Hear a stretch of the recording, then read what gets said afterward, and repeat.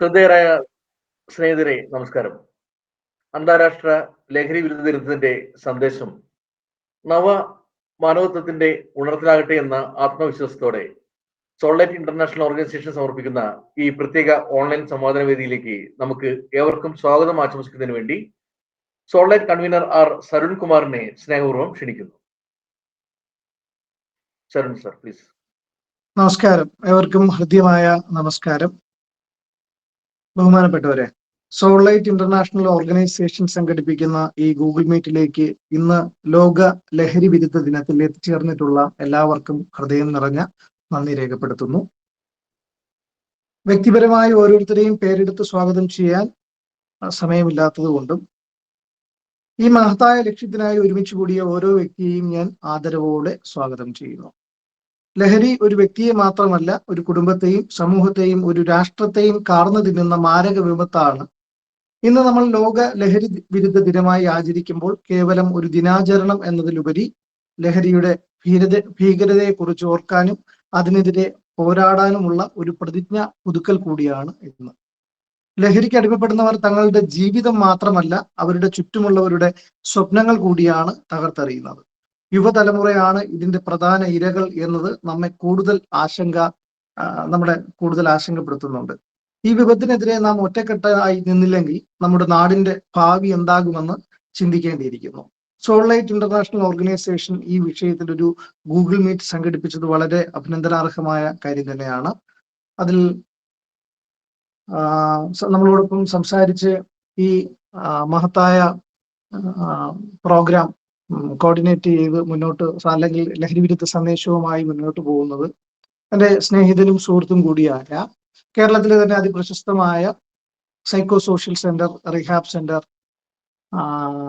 Psychologist കൂടിയായ Rufus John ആണ്.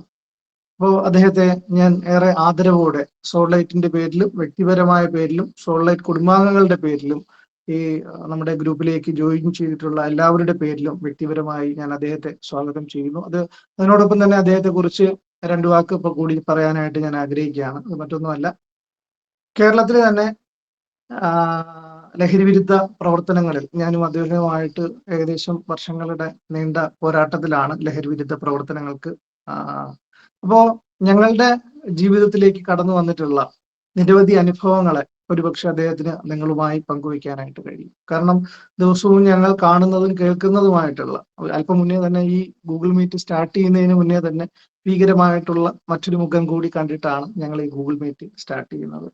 അതൊരു പോലീസ് സ്റ്റേഷനിൽ നിന്ന് നമ്മുടെ സ്ഥാപനത്തിലേക്ക് കൊണ്ടെത്തിച്ചതാണ്. അപ്പോൾ ഇതിന്റെ ദൂഷ്യവശങ്ങൾ എന്ന് പറയുന്നത് ബാല്യകൗമാരം മുതൽ, അല്ലെങ്കിൽ ഇന്ന് സമത്വം ഉറപ്പാക്കുന്ന രീതിയിൽ എല്ലാവർക്കും സമത്വം വേണമെന്നാണ് ആവശ്യപ്പെടുന്നത്. അപ്പോൾ സമത്വം തന്നെയാണ് ഈ ലഹരി എന്ന് പറയുന്ന വിഷയത്തോടൊപ്പം തന്നെ പൂർണ്ണമായിട്ട് ഒരു സമത്വം ഉൾക്കൊണ്ടിരിക്കുന്നു.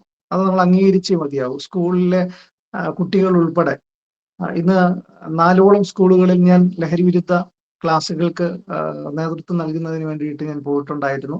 അപ്പൊ അതിന്റെ ഭാഗമായിട്ട് തന്നെ പല സ്ഥലത്തു നിന്നും അധ്യാപകർക്കിടയിൽ നിന്നും കേൾക്കാൻ കഴിഞ്ഞ കാര്യങ്ങളൊക്കെ എന്ന് പറയുന്നത് വളരെ വേദനിപ്പിക്കുന്ന കാര്യങ്ങളാണ്. അപ്പൊ ഈ വിഷയവുമായി ബന്ധപ്പെട്ട് റുഫോസ് വളരെയധികം ഭംഗിയോടെ എല്ലാവരോടും സംസാരിക്കും. അപ്പോൾ തീർച്ചയായിട്ടും ഇനിയും ഒരുപാട് പേര് നമ്മുടെ ഈ ഒരു, ഇപ്പം വളരെ കുറച്ച് പേര് മാത്രമേ ഇപ്പൊ ജോയിൻ ചെയ്തിട്ടുള്ളൂ. നമ്മൾ 8 മണിയെന്നാണ് സമയം പറഞ്ഞിരുന്നത്. സംസാരിച്ചുകൊണ്ടിരിക്കുമ്പോൾ തന്നെ കൂടുതൽ പേർ രംഗപ്രവേശനം ചെയ്യുമെന്നുള്ള വിശ്വാസത്തോടു കൂടി നമുക്കിവിടെ ആരംഭിക്കാം. ഏറെ പ്രിയപ്പെട്ട റൂഫോസിനെ വളരെ സ്നേഹാദരങ്ങളോടെ ഈ ഗൂഗിൾ മീറ്റ് സോൾലൈറ്റിന്റെ ഈ ഒരു പരിപാടിയിലേക്ക് നേതൃത്വം നൽകി ക്ലാസ് നയിക്കുന്നതിന് വേണ്ടി സ്വാഗതം ചെയ്തോളൂ. Thank you Saran. നമ്മുടെ ജീവിതത്തെ ചൂഷിക്കുന്ന ലഹരിക്കെതിരായ പോരാട്ടം വ്യക്തിപരമായതും സമൂഹപരമായതുമായ ഒരു മഹത്വമായ ദൗത്യമാണ്. ഇന്നത്തെ പുനർജനി ഒരു പുതുജന്മത്തിന്റെ, അതായത് ഉണർവിന്റെ, മാറ്റത്തിന്റെ, പ്രതിജ്ഞയുടെ ഒക്കെ പേരാണ്. ഇവിടെ നമുക്ക് ദിശയും ദീപതയും നൽകാൻ എത്തുന്നത് നേരത്തെ സരുൺ വിശേഷിപ്പിച്ച പോലെ ഒരു പ്രഗത്ഭനും സമർപ്പിതനുമായ വ്യക്തിത്വമാണ് Shri Rufus John, director of mind revival psycho social centre, Kallambalam. മനസ്സിന്റെ ഇരുണ്ട വഴികളിൽ പ്രതീക്ഷയുടെ വിളക്കെത്തുന്ന ജീവിതങ്ങൾ തഴച്ചു വളരാൻ കൈത്താങ്ങാവുന്ന ഒരു മനഃശാസ്ത്ര വിദഗ്ധനാണ് അദ്ദേഹം. ആയിരങ്ങൾക്ക് പ്രചോദനമായ ആ ശബ്ദത്തെ കേൾക്കുവാൻ ഇനി ശ്രീ രൂഫോസ് ജോണിനെ ഈ പ്രോഗ്രാമിലേക്ക് സ്വാഗതം ചെയ്യുകയാണ്. സ്വാഗതം സർ. ഓക്കെ, എല്ലാവർക്കും നന്ദി. അതേപോലെ തന്നെ സോൾലൈറ്റ് ഇന്റർനാഷണൽ എന്ന ഒരു കൂട്ടായ്മയുടെ ഭാഗമായി തീരുവാൻ എനിക്കും സാധിച്ചതിൽ ഞാൻ വളരെയധികം നന്ദി അർപ്പിക്കുന്നു. അതേപോലെ തന്നെ എന്നെ ഇതിലേക്ക് സ്വാഗതം ചെയ്ത പ്രിയ സുനിൽ സാറ്, അതേപോലെ എൻ്റെ സഹയാത്രികനും ഏറെ പ്രിയപ്പെട്ട എൻ്റെ സഹോദരനുമായ സരുൺ, എല്ലാവരോടും ഈ ഗൂഗിൾ മീറ്റിൽ വന്നിരിക്കുന്ന എല്ലാവരോടുമുള്ള നന്ദിയും സ്നേഹത്തെ അറിയിക്കുന്നു. ഇന്ന് നമ്മൾ അന്താരാഷ്ട്ര ലഹരി വിരുദ്ധ ദിനമായിട്ട് ആചരിക്കുമ്പോൾ പലപ്പോഴും നമ്മൾ മീറ്റിങ്ങുകളിൽ മാത്രം ഒരുങ്ങുന്ന ഒരു അവസ്ഥയിലേക്ക് മാറിക്കൊണ്ടിരിക്കുകയാണ്. പക്ഷെങ്കിൽ നമ്മളിങ്ങനെ മീറ്റിങ്ങുകൾ കൂടുമ്പോഴും നമ്മൾ മനസ്സിലാക്കേണ്ട ഒരു കാര്യമെന്ന് പറഞ്ഞു കഴിഞ്ഞാൽ, ഒരു തലമുറ മുഴുവനായിട്ട് ഈ ഭൂമിയിൽ നിന്ന് ലഹരിയുടെ ഉപയോഗം കൊണ്ട് മാറിക്കൊണ്ടിരിക്കുകയാണ്. ഒരു ജനറേഷൻ മുഴുവനായിട്ട് മാറിക്കൊണ്ടിരിക്കുകയാണ്. അപ്പം ഇതിനെതിരെ നമ്മൾക്ക് എന്തോ ചെയ്യാൻ പറ്റും? അപ്പം ഇവിടെ കേൾക്കുന്ന ക്ലാസ്സുകളും അതേപോലെ നമ്മൾ കാണുന്നതും കേൾക്കുന്നതുമായ ഇങ്ങനെയുള്ള സന്ദേശങ്ങൾ നമ്മുടെ തുടർന്നുള്ള ഭാവി ജീവിതത്തിൽ അതേപോലെ ഇതിനെതിരായിട്ട് പ്രവർത്തിക്കുവാൻ നമുക്ക് ഊർജം പകരട്ടെ എന്ന് ഞാൻ ആഗ്രഹിക്കുന്നു. എൻ്റെ ജീവിതത്തിൽ നടന്നൊരു സംഭവം ഞാൻ പറഞ്ഞുകൊണ്ട് ഈ ക്ലാസ് ആരംഭിക്കാനാണ് ആഗ്രഹിക്കുന്നത്. കുറച്ച് നാളുകൾക്ക് മുമ്പ് ഒരു മാതാവ് എൻ്റെ ഓഫീസിലേക്ക് കടന്നു വന്നു. പുള്ളിക്കാരി ഭയങ്കരമായിട്ടിരുന്ന് കരയുവാണ്. അപ്പം പുള്ളിക്കാരിയുടെ ആ മാതാവിന്റെ കഴുത്തിൽ ഇത്രയും ഭാഗത്ത് ഇങ്ങനെ കുറേ വരകൾ കിടക്കുകയാണ്. അപ്പൊ ഞാൻ ചോദിച്ചു, എന്തുവാണിതെന്ന് ചോദിച്ചപ്പോൾ പറഞ്ഞു, എൻ്റെ മകൻ എന്നെ തൂക്കിക്കൊല്ലാൻ ശ്രമിച്ചതാണ്. അപ്പോൾ ഞാൻ ഞെട്ടിപ്പോയി. ഈ ജീവിതത്തിൽ ഇത്രയും നാളും ഈ ലഹരി വിരുദ്ധത്തിനെതിരെയും ഇങ്ങനെയുള്ള കാര്യങ്ങളൊക്കെ നടത്തിയിട്ടും ഇങ്ങനൊരു സംഭവം ഞാൻ ജീവിതത്തിൽ കേട്ടില്ല. സ്വന്തം മോൻ ഒരു മാതാവിനെ തൂക്കിക്കൊല്ലുവാൻ ശ്രമിച്ചു. ഞാൻ ചോദിച്ചു, എന്തോ കാര്യമെന്ന് ചോദിച്ചപ്പോൾ പറഞ്ഞു, അവൻ നല്ലതായിട്ട് പഠിക്കുന്ന പയ്യനായിരുന്നു. അവൻ അങ്ങനെ പഠനം മുമ്പോട്ട് പോയി. പിതാവ് നന്നേ ചെറുപ്പത്തിൽ മരിച്ചു പോയതാണ്. മാതാവ് കഷ്ടപ്പെട്ട് ജോലി ചെയ്ത് ഇവനെ പഠിപ്പിച്ചുകൊണ്ടിരുന്നു. +2 ജീവിതമൊക്കെ കഴിഞ്ഞു. ഡിഗ്രിക്ക് വേണ്ടി കോളേജിൽ ചെന്നു. ഒരു ദിവസം വൈകിട്ട് ഇവൻ വരുമ്പോഴത്തേന് ഭയങ്കരമായി വീട്ടിൽ കിടന്ന് വയലന്റ് ആയി. ഭയങ്കരമായ ബഹളവും കാര്യങ്ങളും എല്ലാം വെച്ചപ്പോഴത്തേന് മാതാവിനെ വെട്ടുകത്തിയും കൊണ്ട് കൊല്ലുവാൻ വേണ്ടി ശ്രമിച്ചു. അപ്പൊ മാതാവ് ഓടി അപ്പുറത്തെ വീട്ടിലേക്ക് പോയി. അത് കഴിഞ്ഞിട്ട് പിറ്റേ ദിവസമായപ്പോഴത്തേന് ആ കുഞ്ഞ് ഈ മാതാവിന്റെ കയ്യിൽ ഒരു 6 അടി മുഴമുള്ള കയറെടുത്തിട്ട് പറഞ്ഞു, ഈ ഫാനിൽ കെട്ടി തൂങ്ങി ചാകണം, മാതാവ് ഇല്ലെങ്കിൽ ഞാൻ അമ്മേനെ കൊല്ലും എന്ന് പറഞ്ഞ് ഇവൻ കത്തിയുമായിട്ട് നിൽക്കുകയാണ്. മാതാവ് നേരെ ഉണ്ടായിരുന്ന ഡൈനിങ് ടേബിളിൽ കയറി ഫാനിൽ കുരുക്കിട്ടിട്ട് കഴുത്തെ കുരുക്കിട്ടിട്ട് തൂങ്ങുവാനിടയായി തീർന്നു. മാതാവിന്റെ മലവും മൂത്രവും പോയി കഴിഞ്ഞപ്പോൾ അവൻ ആ കയറ് അറുത്ത് വെളിയിലിറക്കി. ഇങ്ങനെ ഏകദേശം ഒരാഴ്ച കൊണ്ട് ആ വീടിന്റെ വെളിയിൽ വിടാതെ ഇവൻ ആ മാതാവിനെ 7 or 8 പ്രാവശ്യം ഇതേപോലെ ചെയ്തു. ഇത് കഴിഞ്ഞപ്പോൾ മാതാവ് തന്നെ എവിടുന്നോ കുറച്ച് ലഹരി കണ്ടെത്തി ഇവന് കൊടുത്ത് ഇവനെ അബോധാവസ്ഥയിലാക്കിയിട്ട് ആ സമയം കൊണ്ട് ഓടി ഇവിടെ വന്നതാണ്. നിങ്ങൾക്ക് എൻ്റെ മകനെ കൊണ്ടുവരാൻ കഴിയുമോ, ട്രീറ്റ്മെന്റിന് കൊണ്ടുവരാൻ കഴിയുമോ എന്ന് വെച്ച് ഞാനും സരണും ഒക്കെ ഞങ്ങൾ ഒരുമിച്ചാണ് ആ വീട്ടിൽ കിടന്നു ചെന്നത്.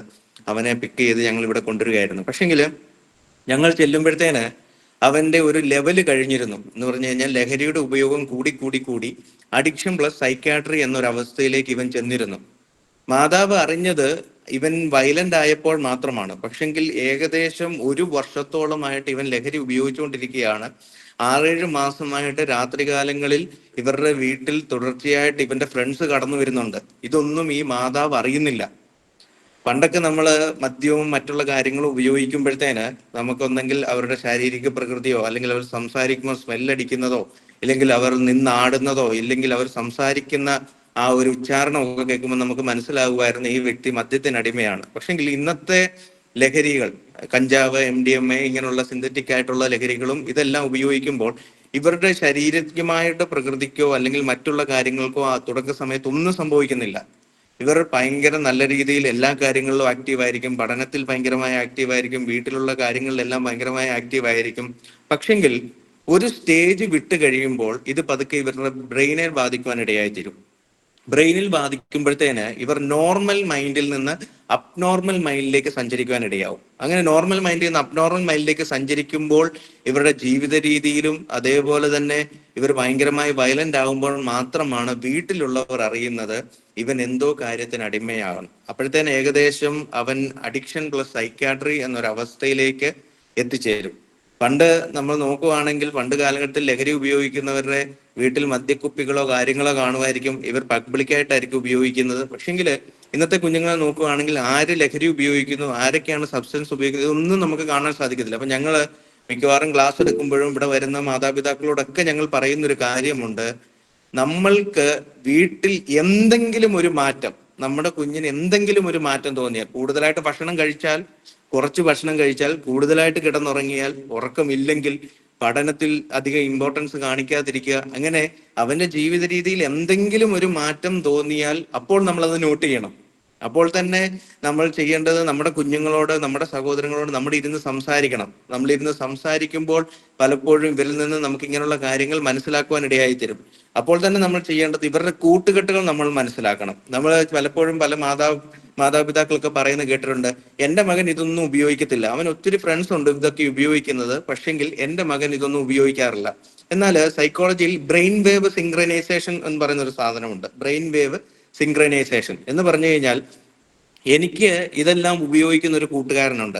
ആ കൂട്ടുകാരനുമായിട്ട് ഞാൻ ഇതൊന്നും ഉപയോഗിക്കാത്ത ആളാണ്, ഞാൻ വൺസ് ഉപയോഗിക്കാതെ നല്ല രീതിയിൽ നടന്നു പോകുന്നു, പക്ഷെ എൻ്റെ കൂടെയുള്ള കൂട്ടുകാരൻ ഇതെല്ലാം ഉപയോഗിക്കുന്നു. ഞാനപ്പോൾ ഇത് കാണുന്നത് എൻ്റെ കൂട്ടുകാരൻ ഇങ്ങനെയുള്ള സബ്സ്റ്റൻസും ലഹരി കാര്യങ്ങളൊക്കെ ഇങ്ങനെ ഉപയോഗിക്കുന്നതാണ് ഞാൻ കാണുന്നത്.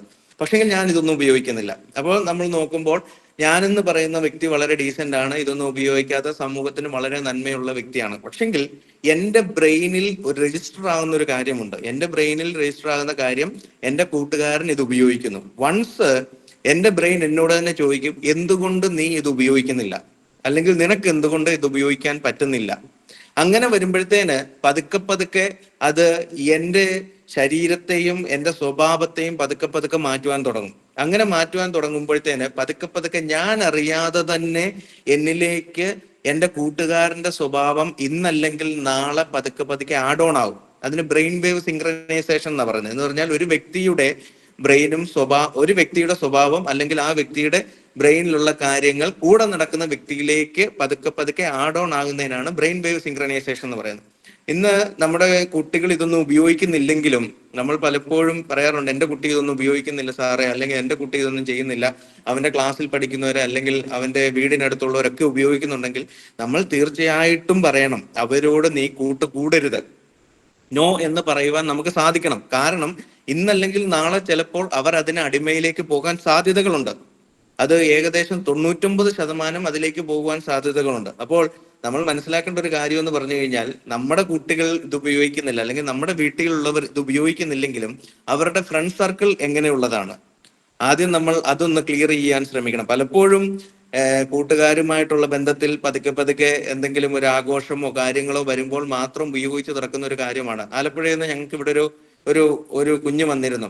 അവനെ സംബന്ധിച്ച് വീട്ടിൽ നല്ലൊരു കുഞ്ഞായിരുന്നു, വലിയ കുഴപ്പമൊന്നുമില്ലാതെ നല്ലതായിട്ട് വിദ്യാഭ്യാസം ചെയ്ത് IT ഒക്കെ കംപ്ലീറ്റ് ചെയ്ത് പോകുന്ന സമയത്ത്, ITIക്ക് ഫൈനൽ ഇയറിന്റെ സമയത്ത് ഇവർ ഒരുമിച്ച് മൂന്നാറിന് ടൂർ പോയപ്പോഴത്തേന് ഇവൻ ഉപയോഗിക്കത്തില്ല, ഇവന്റെ വേറൊരു ഫ്രണ്ട് ഉപയോഗിക്കത്തില്ല, ബാക്കി എല്ലാവരും സബ്സ്റ്റൻസ് എല്ലാം ഉപയോഗിക്കുന്നതാണ്. അങ്ങനെ ഇവർ യാത്രാമധ്യേ ഇതെല്ലാം ഉപയോഗിക്കുമ്പോൾ ഇവനും ഇവന്റെ കൂട്ടുകാരനും ഇതെല്ലാം കണ്ടോണ്ടിരിക്കുക.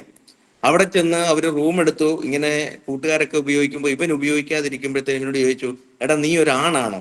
ആണാണെങ്കിൽ ഇതൊക്കെയല്ലേ ഉപയോഗിക്കണ്ടേ? ഇതൊക്കെ ഉപയോഗിച്ചിട്ട് നമ്മൾ ഉല്ലസിച്ചില്ലെങ്കിൽ പിന്നെ ജീവിതം എന്താണ്? അവൻ പറഞ്ഞു, വേണ്ട, എനിക്കിതൊന്നും വേണ്ട എന്ന് പറഞ്ഞു. അങ്ങനെ ഇവർ ടൂർ കഴിഞ്ഞ് തിരിച്ചു വന്ന് വീട്ടിൽ കയറിയപ്പോ തൊട്ട് ഇവന്റെ മനസ്സിൽ ഒരു ചോദ്യം കിടക്കുകയാണ്, ഞാൻ ഫിസിക്കലി ഞാൻ ആണാണ്, പക്ഷെങ്കിൽ എൻ്റെ ബിഹേവിയർ, എൻ്റെ സ്വഭാവം, എൻ്റെ ബോൾഡ് അത് എന്നെ ആണത്വത്തിലേക്കാണോ നയിക്കുന്നത്? ഇതൊക്കെ ഉപയോഗിക്കുന്നവരാണോ ആണുങ്ങൾ? എന്ന് വെച്ച് കഴിഞ്ഞാൽ ഇവർ ഇത് ഉപയോഗിക്കുന്നു, ഇവർ പലവിധമായ അക്രമങ്ങൾ നടത്തുന്നു, പലവിധ കാര്യങ്ങൾ ചോദ്യം ചെയ്യുന്നു. ഇതൊക്കെ പച്ചയായ ഒരു മനുഷ്യനെ ചോദ്യം ചെയ്യാൻ മടിയുള്ളൊരു സമയമാണ് കാണുന്നത്. അപ്പൊ ഇവന് തന്നെ ഒരു തോന്നൽ തോന്നി, ഞാൻ ആണാണോ? അപ്പോൾ ഇതൊക്കെ ഉപയോഗിക്കുന്നവരാണോ ആണ്? അന്ന് പിറ്റേ ദിവസം രാവിലെ അവൻ എഴുന്നേറ്റ് നേരെ ഇതൊക്കെ ഉപയോഗിക്കുന്ന ഇവന്റെ ഒരു കൂട്ടുകാരന്റെ വീട്ടിലേക്കാണ് ചെല്ലുന്നത്.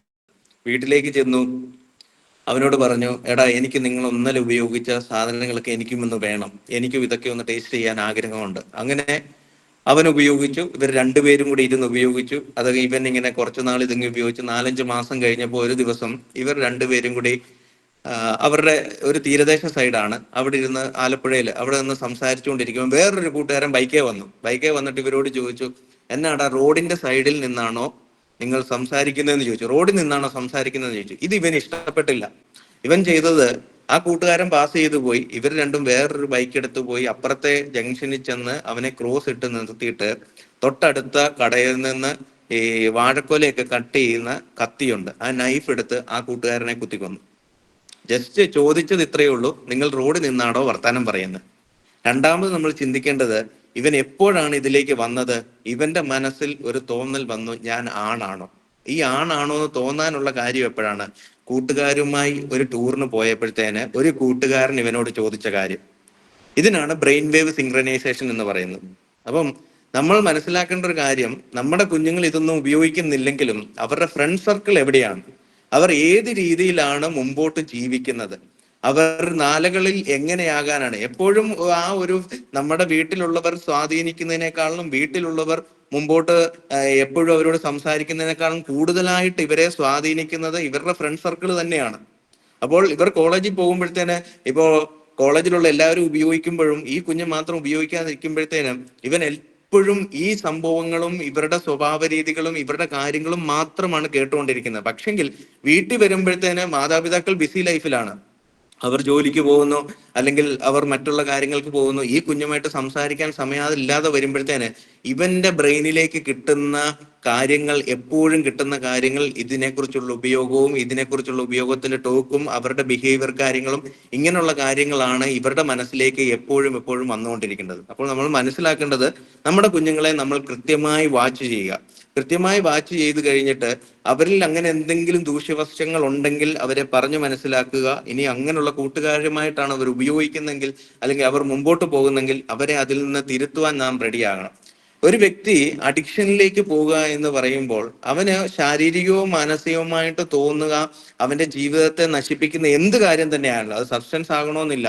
ഇന്നത്തെ കാലഘട്ടത്തിൽ ഏറ്റവും ദൂഷ്യമായിക്കൊണ്ടിരിക്കുന്ന സാധനമാണ് മൊബൈൽ അഡിക്ഷൻ എന്ന് പറഞ്ഞ കാര്യം. മൊബൈൽ അഡിക്ഷൻ, ഇപ്പം ഈയിടെ ഞങ്ങളുടെ ഇവിടെ ഒരു കേസ് വന്നായിരുന്നു. ഏകദേശം അവൻ MBA കഴിഞ്ഞിട്ട് അവൻ UK പോകാൻ വേണ്ടി, ആ മോൻ UK പോകാൻ വേണ്ടി ബാങ്ക് ലോണൊക്കെ എടുത്ത് സെറ്റ് ആയിക്കൊണ്ടിരിക്കുക. അപ്പൊ വീട്ടുകാര് നോക്കിയപ്പോ 2 മാസം കൂടെ ഉള്ളൂ UK പോകാൻ വേണ്ടി, വലിയ കുഴപ്പമൊന്നുമില്ലാതെ റൂമിൽ ഇരിക്കുന്നു, പ്രശ്നമൊന്നുമില്ല. അപ്പൊ വീട്ടുകാർ വിചാരിച്ചു അവൻ ഫോണിൽ കളിച്ചുകൊണ്ടിരിക്കും. വീട്ടുകാർ വെച്ച് കുഴപ്പമൊന്നുമില്ല, 2 മാസമല്ലേ ഉള്ളൂ, ഇനി അധികം നാളൊന്നും ഇല്ലോ, അവിടെ ഇരിക്കട്ടെ എന്ന് വിചാരിച്ചു. പക്ഷെങ്കില് ഇവൻ ഗെയിമിന് ഭയങ്കരമായി ഈ 2 മാസം കൊണ്ട് അഡിക്റ്റായി.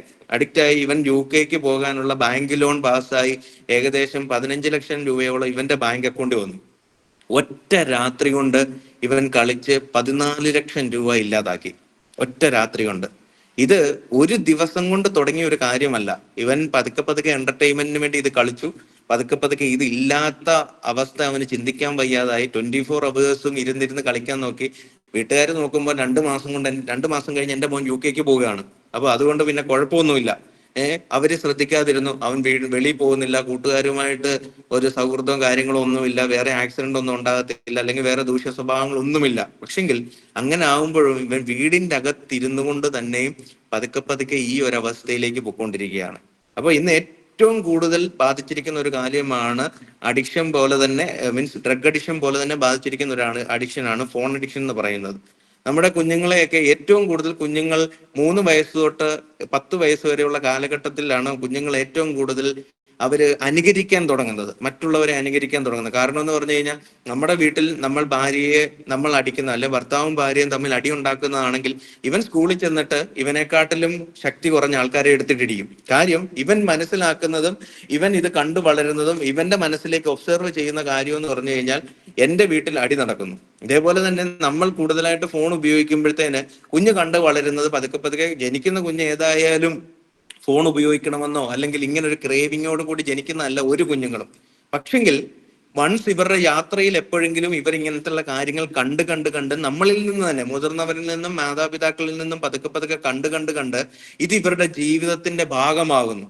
അങ്ങനെ ഇവർ കുഞ്ഞുനാളിൽ ചിന്തിക്കുന്നു, ഇത് ഉപയോഗിക്കാതെ മുമ്പോട്ട് പോകാൻ പറ്റത്തില്ല. കാരണം എന്റെ വീട്ടിലുള്ള ഗ്രാൻഡ് പാരന്റ്സ് ഉപയോഗിക്കുന്നു, എന്റെ വീട്ടിലുള്ള മാതാപിതാക്കൾ ഉപയോഗിക്കുന്നു, എന്റെ ചേട്ടൻ ഉപയോഗിക്കുന്നു, അതുകൊണ്ട് ഇത് ജീവിതത്തിന്റെ ഭാഗമാണ്. അവൻ പതുക്കെ ഈ ഫോണിന് വേണ്ടി ഇവൻ പതുക്കെ അഡിക്ഷൻ ഇങ്ങനെ പതുക്കെ അതിനുവേണ്ടി വഴക്കുണ്ടാക്കാൻ തുടങ്ങും. അത് പതുക്കെ അവന്റെ ജീവിതത്തെ പതുക്കെ നിയന്ത്രിക്കാൻ തുടങ്ങും. ഇന്ന് ഏറ്റവും കൂടുതൽ കുഞ്ഞുങ്ങളെ ബാധിച്ചിരിക്കുന്ന ഒരു കാര്യമാണ് ബ്രെയിൻ ഫോഗ് എന്ന് പറയുന്ന കാര്യം. ബ്രെയിൻ ഫോഗ് എന്ന് പറഞ്ഞു കഴിഞ്ഞാൽ, ഇപ്പൊ നമ്മള് ഇവിടെ ഇൻസ്റ്റഗ്രാമിലും അതേപോലെ തന്നെ നമ്മൾ ഫേസ്ബുക്കിൽ ഇങ്ങനെയുള്ള കാര്യങ്ങൾ നമ്മൾ റീൽസ് കാണാറുണ്ട്. റീൽസ് കൂടിപ്പോയാൽ ഉള്ളത് 1.5 മിനിറ്റ് 2 മിനിറ്റ്, അതിന് താഴെയാണ് റീൽസ് വരുന്നത്. അപ്പം ഇതിങ്ങനെ നമ്മളിങ്ങനെ കണ്ടിന്യൂസ് കണ്ടുകൊണ്ടിരിക്കുന്നു. ഒരു റീൽസ് കഴിഞ്ഞു നമ്മൾ സ്ക്രോൾ ചെയ്ത് അടുത്ത റീൽസ് കാണുന്നു. ഇങ്ങനെ നമ്മൾ ഫേസ്ബുക്കിലും ഇൻസ്റ്റഗ്രാമിലും അതേപോലെ യൂട്യൂബിലും എല്ലാം റീൽസ് കാണുന്നു. ഇപ്പോൾ നമ്മളിങ്ങനെ റീൽസ് കാണുമ്പോഴത്തേന് നമ്മൾ നമ്മുടെ ബ്രെയിനെ പഠിപ്പിക്കുന്ന ഒരു കാര്യമുണ്ട്. നിന്റെ കോൺസെൻട്രേഷൻ ലെവൽ എന്ന് പറഞ്ഞാൽ ഈ റീൽസിന്റെ സ്ട്രെങ്തേ ഉള്ളൂ. എന്ന് വെച്ച് കഴിഞ്ഞാൽ റീൽസ് 0 to 2 മിനിറ്റ്സ് ആണെങ്കിൽ അല്ലെങ്കിൽ 1 മിനിറ്റ്സ് ആണെങ്കിൽ അതാണ് നിന്റെ കോൺസെൻട്രേഷൻ ലെവല്. അതിനുപരി നിനക്കൊന്നും ചിന്തിക്കാൻ പറ്റത്തില്ല. കാര്യം എന്ന് പറഞ്ഞാൽ രാവിലെ തൊട്ട് വൈകിട്ട് വരെയും നമ്മൾ ഈ റീൽസ് കാണുമ്പോഴത്തേന് നമ്മൾ കോൺസെൻട്രേറ്റ് ചെയ്യുന്ന ഇത്ര മിനിറ്റ് ആണ്. ഈ റീൽസ് എല്ലാം കൂടെ കണ്ടു കഴിഞ്ഞിട്ട് നമ്മൾ വൺസ് യൂട്യൂബിൽ കയറിയിട്ട് വലിയൊരു വീഡിയോ കണ്ടു നോക്കി, അല്ലെങ്കിൽ ഫേസ്ബുക്കിൽ കയറിയിട്ട് നിങ്ങൾ വലിയൊരു വീഡിയോ കണ്ടു നോക്കി, നമ്മൾ പതുക്കെ അത് സ്ക്രോൾ ചെയ്യും, ഓടിച്ച് വിടാൻ കൊള്ളും. കാരണം നമ്മുടെ ബ്രെയിന് അറിയത്തില്ല ഇത്രയും ലെങ്തി വീഡിയോസ് കാണാൻ വേണ്ടി. ഇനി അത് മാത്രമല്ല, നമ്മൾ ഏതെങ്കിലും ഒരു വിഷയത്തെക്കുറിച്ച് പഠിക്കാൻ ഇരുന്ന് കഴിഞ്ഞാൽ 2-3 മിനിറ്റ് കഴിയുമ്പോൾ നമ്മൾ പതുക്കെ ഡിസ്റ്റർബ് ആവും. കാര്യം എന്തുവാ? നമ്മൾ നമ്മുടെ ബ്രെയിനെ പഠിപ്പിച്ചു വെച്ചേക്കുന്ന കാര്യം എന്ന് പറഞ്ഞു കഴിഞ്ഞാൽ എനിക്ക് 2-3 മിനിറ്റ് മാത്രമേ കോൺസെൻട്രേഷൻ ലെവൽ ഉള്ളൂ. ഇതിലുപരിയായിട്ട് എനിക്ക് കോൺസെൻട്രേഷൻ ലെവൽ മുമ്പോട്ട് കൊണ്ടുപോകാൻ പറ്റത്തില്ല. ആ അവസ്ഥയിൽ വന്നു കഴിയുമ്പോഴത്തേന് നമ്മുടെ ബ്രെയിൻ പതുക്കെ ഡിസ്റ്റർബ് ആവും. അതുകൊണ്ടാണ് നമുക്ക് കൂടുതൽ സമയം, അത് കുഞ്ഞുങ്ങൾ മാത്രമല്ല പ്രായമുള്ളവരെ എല്ലാം ബാധിച്ചിരിക്കുന്ന ഒരു കാര്യമാണ് ബ്രെയിൻ ഫോഗ് എന്ന് പറയുന്ന കാര്യം. ഈ കാര്യം മുമ്പോട്ട് പോകുന്നത് കൊണ്ട് നമ്മൾക്ക് ഒരു രീതിയിലും ഒരു കാര്യങ്ങളും കോൺസെൻട്രേറ്റ് ചെയ്യാൻ പറ്റുന്നില്ല. നമ്മുടെ ജോലി മേഖലയിൽ നമ്മൾക്ക് കോൺസെൻട്രേറ്റ് ചെയ്യാൻ പറ്റുന്നില്ല, വിദ്യാഭ്യാസ മേഖലയിൽ കോൺസെൻട്രേറ്റ് ചെയ്യാൻ പറ്റുന്നില്ല, ഫാമിലി ലൈഫിൽ കോൺസെൻട്രേറ്റ് ചെയ്യാൻ പറ്റത്തില്ല, നമ്മൾ ഇനി ഒരു ക്ലാസ് അറ്റൻഡ് ചെയ്യുകയാണെങ്കിൽ അത് കോൺസെൻട്രേറ്റ് ചെയ്യാൻ പറ്റത്തില്ല. ഒരു മേഖലയിലും നമ്മൾക്ക് കോൺസെൻട്രേഷൻ കൃത്യമായ രീതിയിൽ പോകുന്നില്ല. കാര്യം നമ്മൾ പഠിപ്പിച്ചു വെച്ചിരിക്കുന്നത് എന്റെ ബ്രെയിന് ആകെ കൂടി കോൺസെൻട്രേഷൻ ലെവൽ ഉള്ളത് 2-3 മിനിറ്റ് മാത്രമാണെന്നുള്ളതാണ്. അപ്പൊ ആ അവസ്ഥയിലേക്ക് പോകുമ്പോൾ നമ്മൾ പതുക്കെ നമ്മുടെ ജീവിതം പതുക്കെ തീർന്നുകൊണ്ടിരിക്കുകയാണ്. നമ്മൾ പതുക്കെ റീൽസിനും അല്ലെങ്കിൽ നമ്മൾ സോഷ്യൽ മീഡിയ ഇങ്ങനെയുള്ള കാര്യങ്ങൾക്ക് പതുക്കെ നമ്മൾ അഡിക്റ്റ് ആയിക്കൊണ്ടിരിക്കുകയാണ്. നമ്മൾ ഇതിനെ ഒന്നും നിയന്ത്രിക്കാതെ ഇതൊക്കെ നമ്മളെ നിയന്ത്രിക്കുന്ന ഒരു അവസ്ഥയിലേക്ക് കടന്നു വന്നുകൊണ്ടിരിക്കുകയാണ്. ഇങ്ങനെ അവസ്ഥയിലേക്ക് കടന്നു വരുമ്പോഴത്തേന് നാളുകളിൽ നമ്മുടെ ഭാവി, നമ്മുടെ ഫ്യൂച്ചർ നമ്മൾ തന്നെ സ്പോയിൽ ചെയ്തുകൊണ്ടിരിക്കുക. ഇത് കണ്ട് വളരുന്ന നമ്മുടെ വീട്ടിലെ കുഞ്ഞുകുട്ടികൾ, 10 താഴെ വയസ്സുള്ള നമ്മുടെ വീട്ടിലെ കുഞ്ഞുകുട്ടികൾ ഇത് കണ്ടു വളരുമ്പോൾ പതുക്കെ അവരുടെ ജീവിതവും നമ്മൾ കാരണം ഇല്ലാതായിക്കൊണ്ടിരിക്കുകയാണ്. ഞങ്ങൾ ഇവിടെ ക്ലാസ് എടുക്കാൻ നേരത്തെ ഞങ്ങൾ പറയുന്ന ഒരു കാര്യമുണ്ട്. നമ്മുടെ ഒരു വീട്ടിൽ മദ്യക്കുപ്പി മദ്യം ഉപയോഗിക്കുന്ന ഒരാണ് ഞാനെങ്കിൽ, എൻ്റെ വീട്ടിൽ ഞാൻ മദ്യം ഉപയോഗിക്കുന്നെങ്കിൽ അവിടെ വീട്ടിൽ എപ്പോഴും ഒരു മദ്യക്കുപ്പി ഫ്രിഡ്ജിലോ അല്ലെങ്കിൽ എവിടെയെങ്കിലും കാണുമായിരിക്കും. അവിടെ ഇരുന്നിട്ട് ഞാൻ മദ്യം കഴിക്കുന്നുണ്ടാവും. ഇതെന്റെ കുഞ്ഞ് വളരുമ്പോഴത്തേന് ഇവൻ ഈ മദ്യക്കുപ്പി കണ്ടാണ് വളരുന്നത്. ഞാൻ മദ്യം കഴിക്കുന്ന കണ്ടാണ് വളരുന്നത്. ഇത് ഇങ്ങനെ കണ്ടു വളരുമ്പോഴത്തേന് ഇവൻ ഇതിനെ ഭയങ്കരമായി പരിചയപ്പെട്ട് കഴിഞ്ഞു. ലിക്കറിന്റെ ബോട്ടിലിനെ പരിചയപ്പെട്ട് കഴിഞ്ഞു, ഇത് കുടിക്കുന്ന വിധത്തെക്കുറിച്ച് പരിചയപ്പെട്ട് കഴിഞ്ഞു. ഇനി ഇവൻ എന്തോ ചെയ്താൽ മതി? വൺസ് ഇതൊന്ന് കുടിച്ചാൽ മാത്രം മതി. പക്ഷെങ്കിൽ ഇതൊന്നും ഉപയോഗിക്കാത്ത ഒരു വീട്ടിനെ സംബന്ധിച്ച്, അവിടുത്തെ കുഞ്ഞിനെ സംബന്ധിച്ച് അവൻ എവിടേക്കോ മദ്യക്കുപ്പികൾ ഇരിക്കുന്ന കണ്ടിട്ടേ ഉള്ളൂ. പക്ഷെ ഇത് ഇവന് ഫെമിലിയർ അല്ല. ഇവൻ ഇത് സാധനം എന്തുവാണെന്നോ അല്ലെ ഇതെങ്ങനെ കുടിക്കണമെന്നോ കാര്യങ്ങളോ ഒന്നും അറിയത്തില്ല. അപ്പോൾ ഇത് ഉപയോഗിക്കുന്ന ആളുടെ വീട്ടിൽ എന്തുമാത്രം പെട്ടെന്ന് അവരുടെ കുഞ്ഞ് ഇതിലേക്ക് വീഴാൻ സാധ്യതയുണ്ട്. കാരണം ഇവൻ ഇത് ഉപയോഗിക്കുന്ന കണ്ടിട്ടുണ്ട്, ഇത് ഭയങ്കര ഫെമിലിയർ ആയിട്ടുള്ള കാര്യമാണ്. വൺസ് ഇവൻ എടുത്ത് ഇത് ഉപയോഗിച്ചാൽ മാത്രം മതി. പക്ഷെങ്കിൽ ഇത് ഉപയോഗിക്കാത്തവരുടെ വീട്ടിലാണെങ്കിൽ അവൻ ഇതിനെക്കുറിച്ച് അറിയത്തില്ല. ഇത് കാണുമ്പോൾ തന്നെ ഇവന് ചിലപ്പോൾ പേടി തോന്നും. ഇവൻ ചിലപ്പോൾ മാതാപിതാക്കളോട് ചെന്ന് പറയും. അപ്പോൾ നമ്മൾ ചെയ്യേണ്ട ഒരു കാര്യം, ഫസ്റ്റ് ഓഫ് ഓൾ നമ്മൾ ഇങ്ങനെ എന്തെങ്കിലും കാര്യങ്ങൾ ഉപയോഗിക്കുന്നുണ്ടെങ്കിൽ നമ്മൾ പതുക്കെ ഇത് നിർത്തുക. ഇത് നിർത്താൻ നമുക്ക് പറ്റുന്നില്ലെങ്കിൽ നമ്മൾ വൈദ്യസഹായം കൃത്യമായിട്ട് നമ്മളത് നേടേണ്ടതാണ്. പണ്ടൊക്കെ ഉള്ളൊരു തെറ്റായ ഒരു പഠിപ്പിക്കലാണ്, ഇത് ഉപയോഗിച്ചു കഴിഞ്ഞാൽ അല്ലെങ്കിൽ ഇത് ഉപയോഗിക്കുന്നതോടുകൂടി ഇതിന്റെ ട്രീറ്റ്മെന്റ് നടത്തി കഴിഞ്ഞാൽ നമ്മൾ മാനസിക രോഗികളാവും, പിന്നെ നമുക്ക് അധികം പ്രശ്നമാണെന്ന കാര്യങ്ങളൊക്കെ. അങ്ങനെ ഒരു സംഭവമേ ഇല്ല. ശരിക്കും ഇതിന്റെ ട്രീറ്റ്മെന്റിന് നമ്മൾ ഉപയോഗിക്കുന്നതെന്ന് പറഞ്ഞാൽ ക്രേവിങ്ങിനുള്ള മെഡിസിൻ ആണ്. ഇതിന് ക്രേവിങ് കുറയ്ക്കാനുള്ള മെഡിസിൻ മാത്രമാണ് നമ്മൾ ഇതിനു വേണ്ടി ഉപയോഗിക്കുന്നത്. പിന്നെ കൂടുതലും കൗൺസിലിംഗ് കാര്യങ്ങൾ ഇങ്ങനെയുള്ള കാര്യങ്ങളിലാണ് നമ്മൾ കൂടുതലായിട്ട് നമ്മൾ ഫോക്കസ് ചെയ്യുന്നത്. അപ്പോൾ നമ്മൾ മനസ്സിലാക്കേണ്ടത്, ഇങ്ങനെ എന്തെങ്കിലും വിഷയങ്ങൾ നമ്മൾക്കുണ്ടെങ്കിൽ സ്വന്തമായിട്ട് നിർത്താൻ പറ്റത്തില്ലെങ്കിൽ ഇപ്പൊ ന്യൂ ഇയറിന്റെ സമയത്തൊക്കെ ആണെങ്കിലും നമ്മൾ എല്ലാവരെയും കണ്ടിട്ടുണ്ട്, അവർ പിള്ളേരുടെയും അതേപോലെ വീട്ടിലുള്ളവരുടെയും തലയിലൊക്കെ കൈവച്ചിട്ട് അല്ലെങ്കിൽ ഒരു പുതിയ പ്രതിജ്ഞ എടുക്കും, നാളെ തൊട്ട് ഞാൻ ഇതൊന്നും ഉപയോഗിക്കത്തില്ല, എനിക്കിത് ഉപയോഗിക്കേണ്ട, നാളെ തൊട്ട് ഞാൻ ഇതൊന്നും ഉപയോഗിക്കത്തില്ല. പക്ഷെങ്കിൽ 1-ാം തീയതി നമ്മൾ കാണുമ്പോൾ 1-ാം തീയതി വൈകിട്ടാകുമ്പോഴത്തേന് ഇതൊക്കെ ഉപയോഗിച്ച് തന്നെ കടന്നു വരുന്ന പ്രായമുള്ളവരെയാണ് നമ്മൾ കാണുന്നത്. എന്തുകൊണ്ടാണ് ഇതിങ്ങനെ സംഭവിക്കുന്നത്? കാരണം ഇവരുടെ മനസ്സിന് ആഗ്രഹമുണ്ട്. ഇവർ മനസ്സിൽ പറഞ്ഞ ഇവരുടെ കുഞ്ഞ് അവരുടെ പാരന്റ്സിനോടും ഇല്ലെങ്കിൽ ഭാര്യയോടും ഭർത്താവിനോടും ഒക്കെ പറഞ്ഞ കാര്യം ഇവർക്ക് ഓർമ്മയുണ്ട്. നാളെ തൊട്ട് ഞാൻ ഉപയോഗിക്കത്തില്ല, ഇവർക്ക് ഇത് ശരീരത്തിന് ദോഷമാണെന്നറിയാം, ഇത് ഉപയോഗിക്കരുതെന്നൊക്കെ അറിയാം. പക്ഷെങ്കിൽ ഇവരുടെ ശരീരം ഇതിന് സമ്മതിക്കത്തില്ല. ഇപ്പോൾ നമ്മൾ എല്ലാ ദിവസവും കണ്ടിന്യൂസ് ചോറ് കഴിച്ചുകൊണ്ടിരിക്കുന്ന ഒരാളാണ്. നമ്മൾ കണ്ടിന്യൂസ് ചോറ് കഴിക്കുമ്പോഴത്തേന് നമുക്ക് ഒരു ദിവസം ചോറ് കിട്ടിയില്ലെങ്കിൽ നമ്മൾക്ക് അതിനോടൊരു ക്രേവിങ് ഉണ്ടാവും, അത് കിട്ടണമെന്നുള്ളൊരു ആഗ്രഹം ഉണ്ടാവും. അതിന്റെ എത്രയോ മടങ്ങായിരിക്കും ഒരു ലഹരി ഉപയോഗിച്ചുകൊണ്ടിരുന്നിട്ട് ആ ലഹരി നമുക്ക് കിട്ടിയില്ല എങ്കിൽ. അപ്പം ഇത് ഉപയോഗിക്കുന്നവർ മനസാക്ഷി ഇല്ലാത്തവരോ അല്ലെങ്കിൽ അവർക്ക് ഇത് ഉപയോഗിക്കരുത് എന്ന് അറിയാൻ മേലാത്തവരോ അല്ലെങ്കിൽ നമ്മളോട് അവർ പറഞ്ഞ വാക്കുകളൊന്നും പാലിക്കാത്തവരോ അല്ല.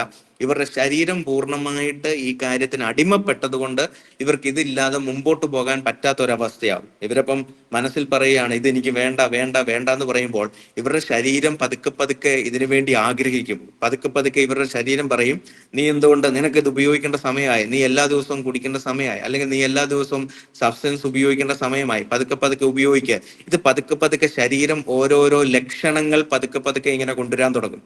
അങ്ങനെ ലക്ഷണങ്ങൾ പതുക്കെ പതുക്കെ കൊണ്ടുവന്ന് കഴിയുമ്പോഴത്തേന് ഇവർ തന്നെ അറിയാതെ ഇവർ പതുക്കെ പതുക്കെ ലഹരിയുടെ പാതയിലേക്ക് കടന്നുപോകും. അതിന് കൃത്യമായ ഒരു ട്രീറ്റ്മെന്റ് ഇല്ലാതെ നമുക്ക് ഒരു കാരണവശാലും അതിനെ മുമ്പോട്ട് കൊണ്ടുപോകാൻ കഴിയത്തില്ല. പിന്നെ ഇപ്പോഴത്തെ കാലഘട്ടത്തിൽ ഏറ്റവും കൂടുതൽ ഉപയോഗിക്കുന്ന ഒരു കാര്യമാണ് സിന്തറ്റിക് ലഹരി എന്ന് പറയുന്നത്. സിന്തറ്റിക് ലഹരി എന്ന് പറയുമ്പോഴത്തേന് രാസപദാർത്ഥങ്ങളിലൂടെ ഉൽപ്പാദിപ്പിക്കുന്ന ലഹരി. പണ്ടൊക്കെ ഇപ്പം മണം കാര്യങ്ങൾ ഒക്കെ നമുക്ക് മനസ്സിലാക്കാമെങ്കിലും ഈ രാസപദാർത്ഥങ്ങളിലൂടെ ഉപയോഗിക്കുന്ന ലഹരികൾ കണ്ടുപിടിക്കാതിരിക്കാൻ വേണ്ടി കൂടുതലായിട്ട് ഓരോ സമയവും പതുക്കെ പതുക്കെ ഇതിന്റെ സ്മെല്ല് മാറ്റിക്കൊണ്ടിരിക്കും, ഇതിന്റെ ടേസ്റ്റ് മാറ്റിക്കൊണ്ടിരിക്കും. ഇപ്പൊ സൈക്കാട്രി മെഡിസിൻ തന്നെ ഒരളവിൽ തന്നെ കൂടുതൽ ഉപയോഗിച്ചു കഴിഞ്ഞാൽ അത് ഭയങ്കരമായ ലഹരി അടിമയായിട്ട് നിൽക്കുന്ന ഒരു കാര്യമുണ്ട്. ഇന്നത്തെ കാലഘട്ടത്തിൽ പിള്ളേരൊക്കെ സൈക്കാട്രി മെഡിസിൻ എടുത്തിട്ട് അത് അരച്ച് വെള്ളത്തിൽ കലക്കി സിറിഞ്ചിൽ ഉപയോഗിക്കുന്ന എത്രയോ പിള്ളേർ ഇവിടെ കടന്നു വരുന്നുണ്ട്. അപ്പോൾ നമ്മൾ മനസ്സിലാക്കേണ്ടത് നമ്മുടെ കുഞ്ഞുങ്ങൾക്ക് എന്തെങ്കിലും ഒരു മാറ്റം ഈ കാര്യത്തിൽ സംഭവിച്ചു കഴിഞ്ഞാൽ നമ്മൾ അല്ലെങ്കിൽ അവരുടെ സ്വഭാവ രീതിയിൽ എന്തെങ്കിലും ഒരു മാറ്റം സംഭവിച്ചു കഴിഞ്ഞാൽ കൃത്യമായിട്ട് നമ്മൾ അത് മനസ്സിലാക്കുക, ആ കാര്യങ്ങളിലേക്ക് പോവുക എന്നുള്ളതാണ്. കാരണം നമ്മുടെ ബ്രെയിന് ഒരു കഴിവുണ്ട്. നമ്മുടെ ബ്രെയിനുള്ള കഴിവെന്ന് പറഞ്ഞു കഴിഞ്ഞാൽ ആ ബ്രെയിന് സ്വന്തമായി ഹീലാകാൻ ഒരു കഴിവുണ്ട്. ഇല്ലെങ്കിൽ നമ്മുടെ ഒരു അഡിക്ഷനെ സ്വന്തമായിട്ട് ഇല്ലാതാക്കാനുള്ള ഒരു കഴിവ് നമ്മുടെ ബ്രെയിനുണ്ട്. അത് പറയുന്നത് 1 to 3 months ആണ് പറയുന്നത്. ഒരു മാസം നിങ്ങൾ കണ്ടിന്യൂസ് ഫോൺ ഉപയോഗിക്കുന്ന ഒരാളാണെങ്കിൽ 1 മാസം തൊട്ട് 3 മാസം വരെ നിങ്ങൾക്ക് ആ ഫോണിന്റെ ഉപയോഗം നിങ്ങൾക്ക് കുറയ്ക്കാൻ പറ്റുമെങ്കിൽ പതുക്കെ പതുക്കെ 4-ാം മാസം തൊട്ട് അത് നമ്മുടെ ജീവിത രീതിയായി മാറിക്കൊണ്ടിരിക്കും. അപ്പോൾ അത് നമ്മുടെ ബ്രെയിന് കൊടുത്തിരിക്കുന്ന ഒരു കഴിവാണ്. സെൽഫ് ഹീലിംഗ് കഴിവെന്നാ പറയുന്നത്. അതിനെ സെൽഫ് ഹീലിംഗ് കഴിവെന്നാ പറയുന്നത്. കാരണം എന്ന് പറഞ്ഞു കഴിഞ്ഞാൽ ഇപ്പൊ നമുക്ക് ഭയങ്കരമായ ഒരു അഡിക്ഷൻ ഉണ്ട്, നമുക്ക് ഫോൺ ഇല്ലാതെ നമുക്ക് ജീവിക്കാൻ പറ്റത്തില്ല, അല്ലെങ്കിൽ നമ്മൾ ഭയങ്കരമായിട്ട് റീൽസ് കാണുന്നവരാണ്, അല്ലെങ്കിൽ ഭയങ്കരമായിട്ട് നമ്മൾ ലഹരി ഉപയോഗിക്കുന്നവരാണ്. ഇങ്ങനെയുള്ള കാര്യങ്ങൾ നമുക്ക് വരുമ്പോൾ 1 മാസം തൊട്ട് 3 മാസം വരെ നമ്മളുടെ ബ്രെയിനെ നമ്മൾ പഠിപ്പിക്കുകയാണ്, ഇത് ഉപയോഗിച്ചു കഴിഞ്ഞാൽ നിന്റെ ജീവിതം നശിക്കും, അതുകൊണ്ട് നീ ഇത് ഉപയോഗിക്കാൻ പാടില്ല. ആ സമയത്ത് നമുക്ക് മറ്റ് ആക്ടിവിറ്റികൾ നമുക്കിപ്പോൾ നമ്മൾക്ക് ഇഷ്ടമുള്ള ഇപ്പൊ വായിക്കുക, അല്ലെങ്കിൽ മറ്റേതെങ്കിലും കലാരൂപങ്ങൾ നമ്മൾ ശ്രദ്ധിക്കുക, പാട്ട് ശ്രദ്ധിക്കുക, ഇല്ലെങ്കിൽ മറ്റേതെങ്കിലും ആക്ടിവിറ്റിയിൽ നമ്മൾ ജോയിൻ ചെയ്യുക. ഇങ്ങനെയുള്ള കാര്യങ്ങൾ നമ്മൾ ചെയ്യുന്നതോടുകൂടി നമ്മൾക്ക് കൂടുതലായിട്ട് നമ്മുടെ ബ്രെയിനെ വഴി തിരിച്ചു വിടാൻ പറ്റും. ഇങ്ങനെ വഴി തിരിച്ചു വിടുന്നതോടുകൂടി നമുക്ക് ഈ അഡിക്ഷൻ എന്ന സ്വഭാവത്തിൽ നിന്ന് നമുക്ക് പൂർണ്ണമായിട്ട് മാറുവാൻ സാധിക്കും. ഇങ്ങനെ പൂർണ്ണമായിട്ട് മാറുന്നതിലൂടെ 4-ാമത്തെ മാസം തൊട്ട് നമുക്ക് പതുക്കെ പതുക്കെ നമ്മൾക്ക് വേറൊരു ജീവിത രീതിയിലേക്ക് പോകാൻ സാധിക്കും. അതാണ് ഞാൻ നേരത്തെ പറഞ്ഞ പോലെ ബ്രെയിൻ വേവ് സിങ്ക്രൈസേഷന്റെ ഒരു എസ്കേപ്പിംഗ് മെത്തേഡ് എന്ന് പറഞ്ഞു കഴിഞ്ഞാല് നമ്മുടെ കുഞ്ഞുങ്ങളോട് പറയുക, നിങ്ങൾ ആ കൂട്ടുകെട്ടിലുള്ള, നേരത്തെ ഞാൻ ബ്രെയിൻ വേവ് സിങ്ക്രൈസേഷനെ കുറിച്ച് വിവരിച്ചതുകൊണ്ട് അതിനെക്കുറിച്ച് പറയുന്നില്ല. നിങ്ങളുടെ കൂട്ടുകാരോട് ഒരു മാസം തൊട്ട് 3 മാസം വരെ അവരോട് വലിയ കൂട്ടില്ലാതെ അവരിൽ നിന്ന് മാറി സഞ്ചരിക്കുക, ഇല്ലെങ്കിൽ ആ ഒരു ഗ്യാങ്ങിലേക്ക് പോകാതിരിക്കാൻ നമ്മൾ കൃത്യമായിട്ട് 1 മാസം തൊട്ട് 3 മാസം വരെ നമ്മുടെ കുഞ്ഞുങ്ങളെ ഗൈഡ് ചെയ്യുകയും അവരോട് കൃത്യമായിട്ട് സംസാരിക്കുകയും ചെയ്തു കഴിഞ്ഞാൽ 4-ാമത്തെ മാസം തൊട്ട് നമുക്ക് പിന്നെ അവരെ ഗൈഡ് ചെയ്യേണ്ട ആവശ്യം വരത്തില്ല. കാരണം അവർ പതുക്കെ പതുക്കെ ആ റൂട്ടിൽ നിന്ന് മാറി സഞ്ചരിക്കാൻ തുടങ്ങും. അവരുടെ ബ്രെയിന് അവർ തന്നെ ഒരു കമാൻഡ്മെന്റ് കൊടുക്കുകയാണ്, ഈ ഗ്രൂപ്പിൽ പോകുന്നത് എൻ്റെ ശാരീരികവും മാനസികവുമായ അവസ്ഥയ്ക്ക് ഭയങ്കരമായ ഒരു വെല്ലുവിളിയാണ്, അതുകൊണ്ട് ഈ ഗ്രൂപ്പിൽ പോയി കഴിഞ്ഞാൽ എൻ്റെ ജീവിതം സ്പോയിലാവും, എൻ്റെ വിദ്യാഭ്യാസം സ്പോയിലാവും, അതുകൊണ്ട് എനിക്ക് ഈ ജീവിതത്തിൽ പോകണ്ടെന്ന് അവൻ 1 മാസം തൊട്ട് 3 മാസം വരെയും അവന്റെ ബ്രെയിനോട് പതുക്കെ പതുക്കെ പറയുകയാണ്. അപ്പോൾ അവൻ 4-ാമത്തെ മാസം തൊട്ട് അത് അവന്റെ ഒരു ജീവിത രീതിയാവും. അങ്ങനെ ജീവിത രീതി ആയി കഴിഞ്ഞു കഴിഞ്ഞാൽ പിന്നെ അവന്റെ ജീവിതം സ്മൂത്ത് ആയിട്ട് കടന്നു പോകും. നേരത്തെ പറഞ്ഞ പോലെ തന്നെ ഈ ബ്രെയിൻ ഫോഗിന്റെ കാര്യത്തിലും ഇത് തന്നെയാണ്. നമ്മൾ റീൽസ് കണ്ടിന്യൂസ് കാണുന്നത് ഭയങ്കര മുഴുവനായിട്ട് നമ്മൾ ഒഴിവാക്കി 1 മാസം തൊട്ട് 3 മാസം വരെ നമ്മൾ മറ്റുള്ള കാര്യങ്ങളിൽ ഇച്ചിരി ലോങ് ടൈം കോൺസെൻട്രേറ്റ് ചെയ്ത് കഴിഞ്ഞാൽ നമ്മൾ ഈ ബ്രെയിൻ ഫ്രോഗിൽ നിന്ന് നമ്മൾ എസ്കേപ്പ് ആകുവാൻ ഇടയായി തരും. അത് നമ്മുടെ ജീവിതത്തിൽ ഭയങ്കരമായ ഒരു അനുഗ്രഹത്തിലേക്ക് എത്തിച്ചേരുവാൻ ഇടയായി തരും. അപ്പോൾ നമ്മൾ മനസ്സിലാക്കേണ്ടത് ഏതൊരു സാധനവും നമ്മളെ നിയന്ത്രിക്കാൻ തുടങ്ങിക്കഴിഞ്ഞാൽ അത് നമ്മുടെ ജീവിതത്തിൽ അഡിക്ഷൻ ആണ്. ഇപ്പോൾ പലരും കാണുവാൻ സാധിച്ചിട്ടുണ്ട്, ഭയങ്കരമായ പോണോഗ്രാഫിക് അഡിക്റ്റ് ആയിട്ടുള്ളവരെ കാണുവാൻ സാധിച്ചിട്ടുണ്ട്. പോണോഗ്രാഫിക് അഡിക്റ്റ് ആയിട്ട് ആദ്യം ചെറിയ എന്തെങ്കിലും ക്ലിപ്സോ കാര്യങ്ങളോ പതുക്കെ കാണുന്നു.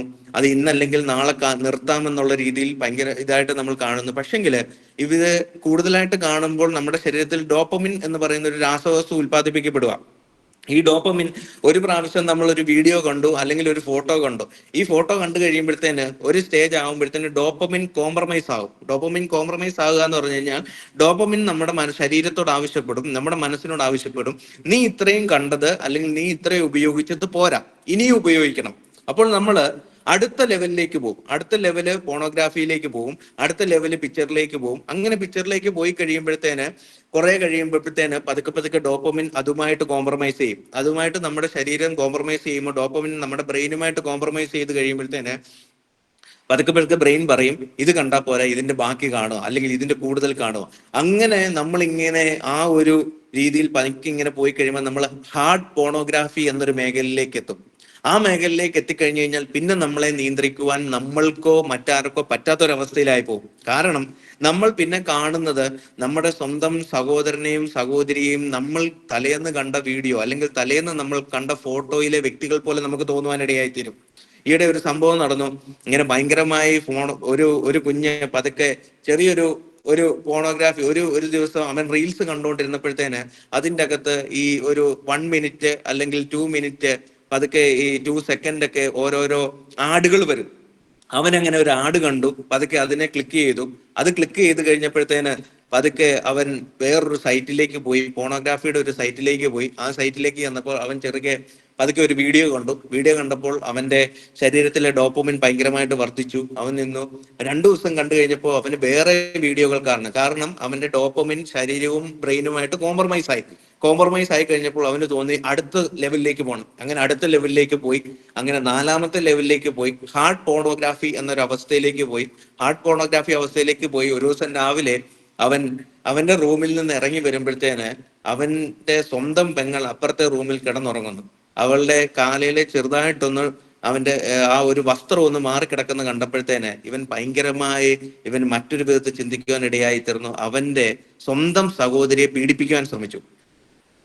സ്വന്തം അമ്മയുടെ വയറ്റിൽ ഒരമ്മയുടെ വയറ്റിൽ ജനിച്ചു വളർന്ന് ഒരു വീട്ടിൽ കളിച്ചു വളർന്ന് ഒരേപോലെ ജീവിച്ചു വളർന്ന സഹോദരനും സഹോദരിയാണ്. പക്ഷെങ്കിൽ ഇവന്റെ സ്വഭാവത്തിലുണ്ടായ മാറ്റം, ഇവൻ പതുക്കെ പോണോഗ്രാഫിക് അഡിക്റ്റ് ആയി പോയി കഴിഞ്ഞപ്പോഴത്തേന് ഇവനെ തന്നെ നിയന്ത്രിക്കുവാൻ പറ്റാത്തൊരവസ്ഥയായി.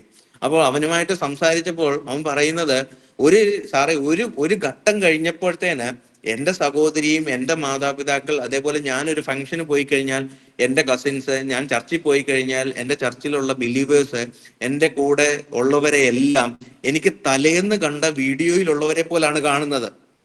ഞാൻ അപ്പോഴത്തേന് ആ വ്യക്തികളെ ഞാൻ കാണുന്നത് ആ രീതിയിലാണ് ഞാൻ കാണുന്നത്. അതുകൊണ്ട് ഇവരെന്റെ സഹോദരിയാണെന്നോ അല്ലെങ്കിൽ അമ്മയാണെന്നോ പെങ്ങന്മാരാണെന്നോ ഇതൊന്നും ചിന്തിക്കുവാൻ പറ്റാത്തൊരവസ്ഥയിലേക്ക് ഞാൻ പോകുന്നു. അപ്പോൾ നമ്മൾ നമ്മുടെ കുഞ്ഞുങ്ങൾക്ക് ഫോൺ കൊടുക്കുമ്പോൾ നമ്മൾ ഭയങ്കരമായി ഇതെല്ലാം ഒബ്സർവ് ചെയ്യണം. നമ്മുടെ കുഞ്ഞുങ്ങൾ എവിടെയൊക്കെ കാണുമ്പോൾ, കാരണം ഇവൻ നല്ലൊരു കുഞ്ഞായിരുന്നു. ഇവൻ ഒരു ദിവസം ഇങ്ങനെ റീൽസ് കണ്ടുകൊണ്ടിരുന്നപ്പോഴത്തേന് 2-3 സെക്കൻഡ്സ് വരുന്ന ഒരു വീഡിയോ ഒരു ആഡിന്റെ ഇതിൽ അവൻ ക്ലിക്ക് ചെയ്തതാണ്. അത് പതുക്കെ വേറൊരു ലിങ്കിലേക്ക് പോയി, അങ്ങനെ വേറൊരു സൈറ്റിലേക്ക് പോയി. അന്നേരമാണ് ഇത് ഇവന്റെ ജീവിതത്തിൽ ആദ്യമായിട്ട് ഇവൻ കാണുന്നത്. നമ്മുടെ കുഞ്ഞുങ്ങൾ ബഹളം ഉണ്ടാക്കുമ്പോഴും അല്ലെങ്കിൽ നമ്മൾക്ക് ഒത്തിരി ജോലി ഉള്ളപ്പോഴും നമുക്ക് മറ്റുള്ള കാര്യങ്ങളുള്ളപ്പോൾ നമ്മൾ കുഞ്ഞുങ്ങൾക്ക് മൊബൈൽ ഫോൺ കൊടുക്കുന്നു. പക്ഷെങ്കിൽ ഈ മൊബൈൽ ഫോൺ കൊടുക്കുമ്പോഴത്തേന് ഇവർ കയറി ഇവരറിയാതെ വേറൊരു സൈറ്റിൽ ചെന്ന് കഴിഞ്ഞാൽ ഇവരെ നിയന്ത്രിക്കുവാൻ ആർക്ക് പറ്റും? നമ്മൾ ശ്രദ്ധിക്കുന്നില്ലായിരിക്കാം. ചിലപ്പോൾ നമ്മളുടെ ഈ ഫോൺ കിട്ടുമ്പോൾ ഇവർ ഇതെല്ലാം മിനിമൈസ് ചെയ്ത് അല്ലെങ്കിൽ ഇതൊക്കെ ഡിലീറ്റ് ചെയ്തിട്ടായിരിക്കും ഇവർ തരുന്നത്. നമ്മൾ കൃത്യമായിട്ട് മാറ്റങ്ങൾ എപ്പോഴും നമ്മൾ ഒബ്സർവ് ചെയ്തുകൊണ്ടിരിക്കണം. ഈ മാറ്റങ്ങൾ നമ്മൾക്ക് മനസ്സിലാക്കണമെങ്കിൽ തുറന്ന ഒരു സംസാരം നമ്മുടെ വീടുകളിൽ ഉണ്ടായിരിക്കണം. നമ്മുടെ വീടുകളിൽ നമ്മുടെ മാതാപിതാക്കളും നമ്മുടെ കുഞ്ഞുങ്ങളുമായിട്ട് തുറന്നൊരു സംസാരം ഉണ്ടായിരിക്കണം. ഞങ്ങൾ പറയാറുള്ള ഒരു കാര്യമുണ്ട്, ഏറ്റവും സന്തോഷമായിട്ട് തുറന്ന് സംസാരിക്കാൻ പറ്റിയ ഒരു സ്ഥലമെന്ന് പറഞ്ഞാൽ ഡൈനിങ് ടേബിൾ ആണ്. നമ്മൾ ഭക്ഷണം കഴിക്കുന്ന സമയത്ത് ഞങ്ങൾ ഇവിടെ വരുന്ന ഫാമിലി സെക്ഷൻ ഒക്കെ വരുമ്പോഴത്തേനും ഞങ്ങൾ കൃത്യമായിട്ട് പറയുന്ന ഒരു കാര്യമുണ്ട്, നിങ്ങൾ വീട്ടിലുള്ള എല്ലാവരും ഏതെങ്കിലും ഒരു നേരം ഒരു ദിവസം ഒരുമിച്ചിരുന്ന് ഭക്ഷണം കഴിക്കണം. മിക്കവാറും രാവിലെ പറ്റത്തില്ലായിരിക്കും, ജോലിക്ക് പോകുന്നവരുണ്ടാവും, അതേപോലെ സ്കൂളിൽ പോകുന്ന കുഞ്ഞുങ്ങളുണ്ടാവും. ഉച്ചയ്ക്ക് മാതാപിതാവോ അല്ലെങ്കിൽ മാതാവ് ഒറ്റയ്ക്കായിരിക്കും വീട്ടിൽ. പക്ഷെങ്കിൽ രാത്രി സമയത്ത് എല്ലാവരും വീട്ടിലുള്ള സമയമാണ്. ഈ സമയത്ത് നിങ്ങളെല്ലാം ഒരുമിച്ചിരുന്ന് ഭക്ഷണം കഴിക്കുക. ഒരുമിച്ചിരുന്ന് ഭക്ഷണം കഴിക്കുമ്പോഴത്തേന്, ഭക്ഷണം കഴിക്കുക എന്ന് പറഞ്ഞാൽ സന്തോഷം തരുന്ന ഒരു സ്ഥലമാണ്. അവിടെ സന്തോഷവും സമാധാനവും ഉള്ള സ്ഥലമാണ്. അവിടെ ഇരുന്നുമ്പോൾ നമ്മൾ കാര്യങ്ങൾ തുറന്ന് സംസാരിക്കുക, നമ്മുടെ കുഞ്ഞുങ്ങളോട് കാര്യങ്ങൾ തുറന്ന് സംസാരിക്കുക. അവരോട് പറയുക, ഇന്ന് രാവിലെ തൊട്ട് സ്കൂളിൽ നിന്ന് തിരിച്ചു വരുന്നിടം വരെ നിന്റെ ജീവിതത്തിൽ എന്തുമാണ് സംഭവിച്ചത്.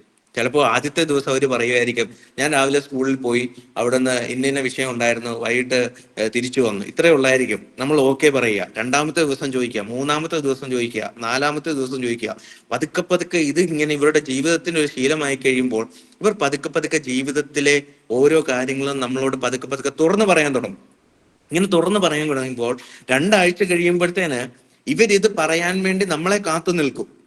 അപ്പോൾ നമ്മൾക്ക് ശ്രമിക്കേണ്ട കാര്യം മാത്രമേ ഉള്ളൂ. അവരുടെ ജീവിതത്തിൽ എന്ത് സംഭവങ്ങൾ നടന്നാലും ഇത് പതുക്കെ പതുക്കെ നമ്മളോട് ഷെയർ ചെയ്യും.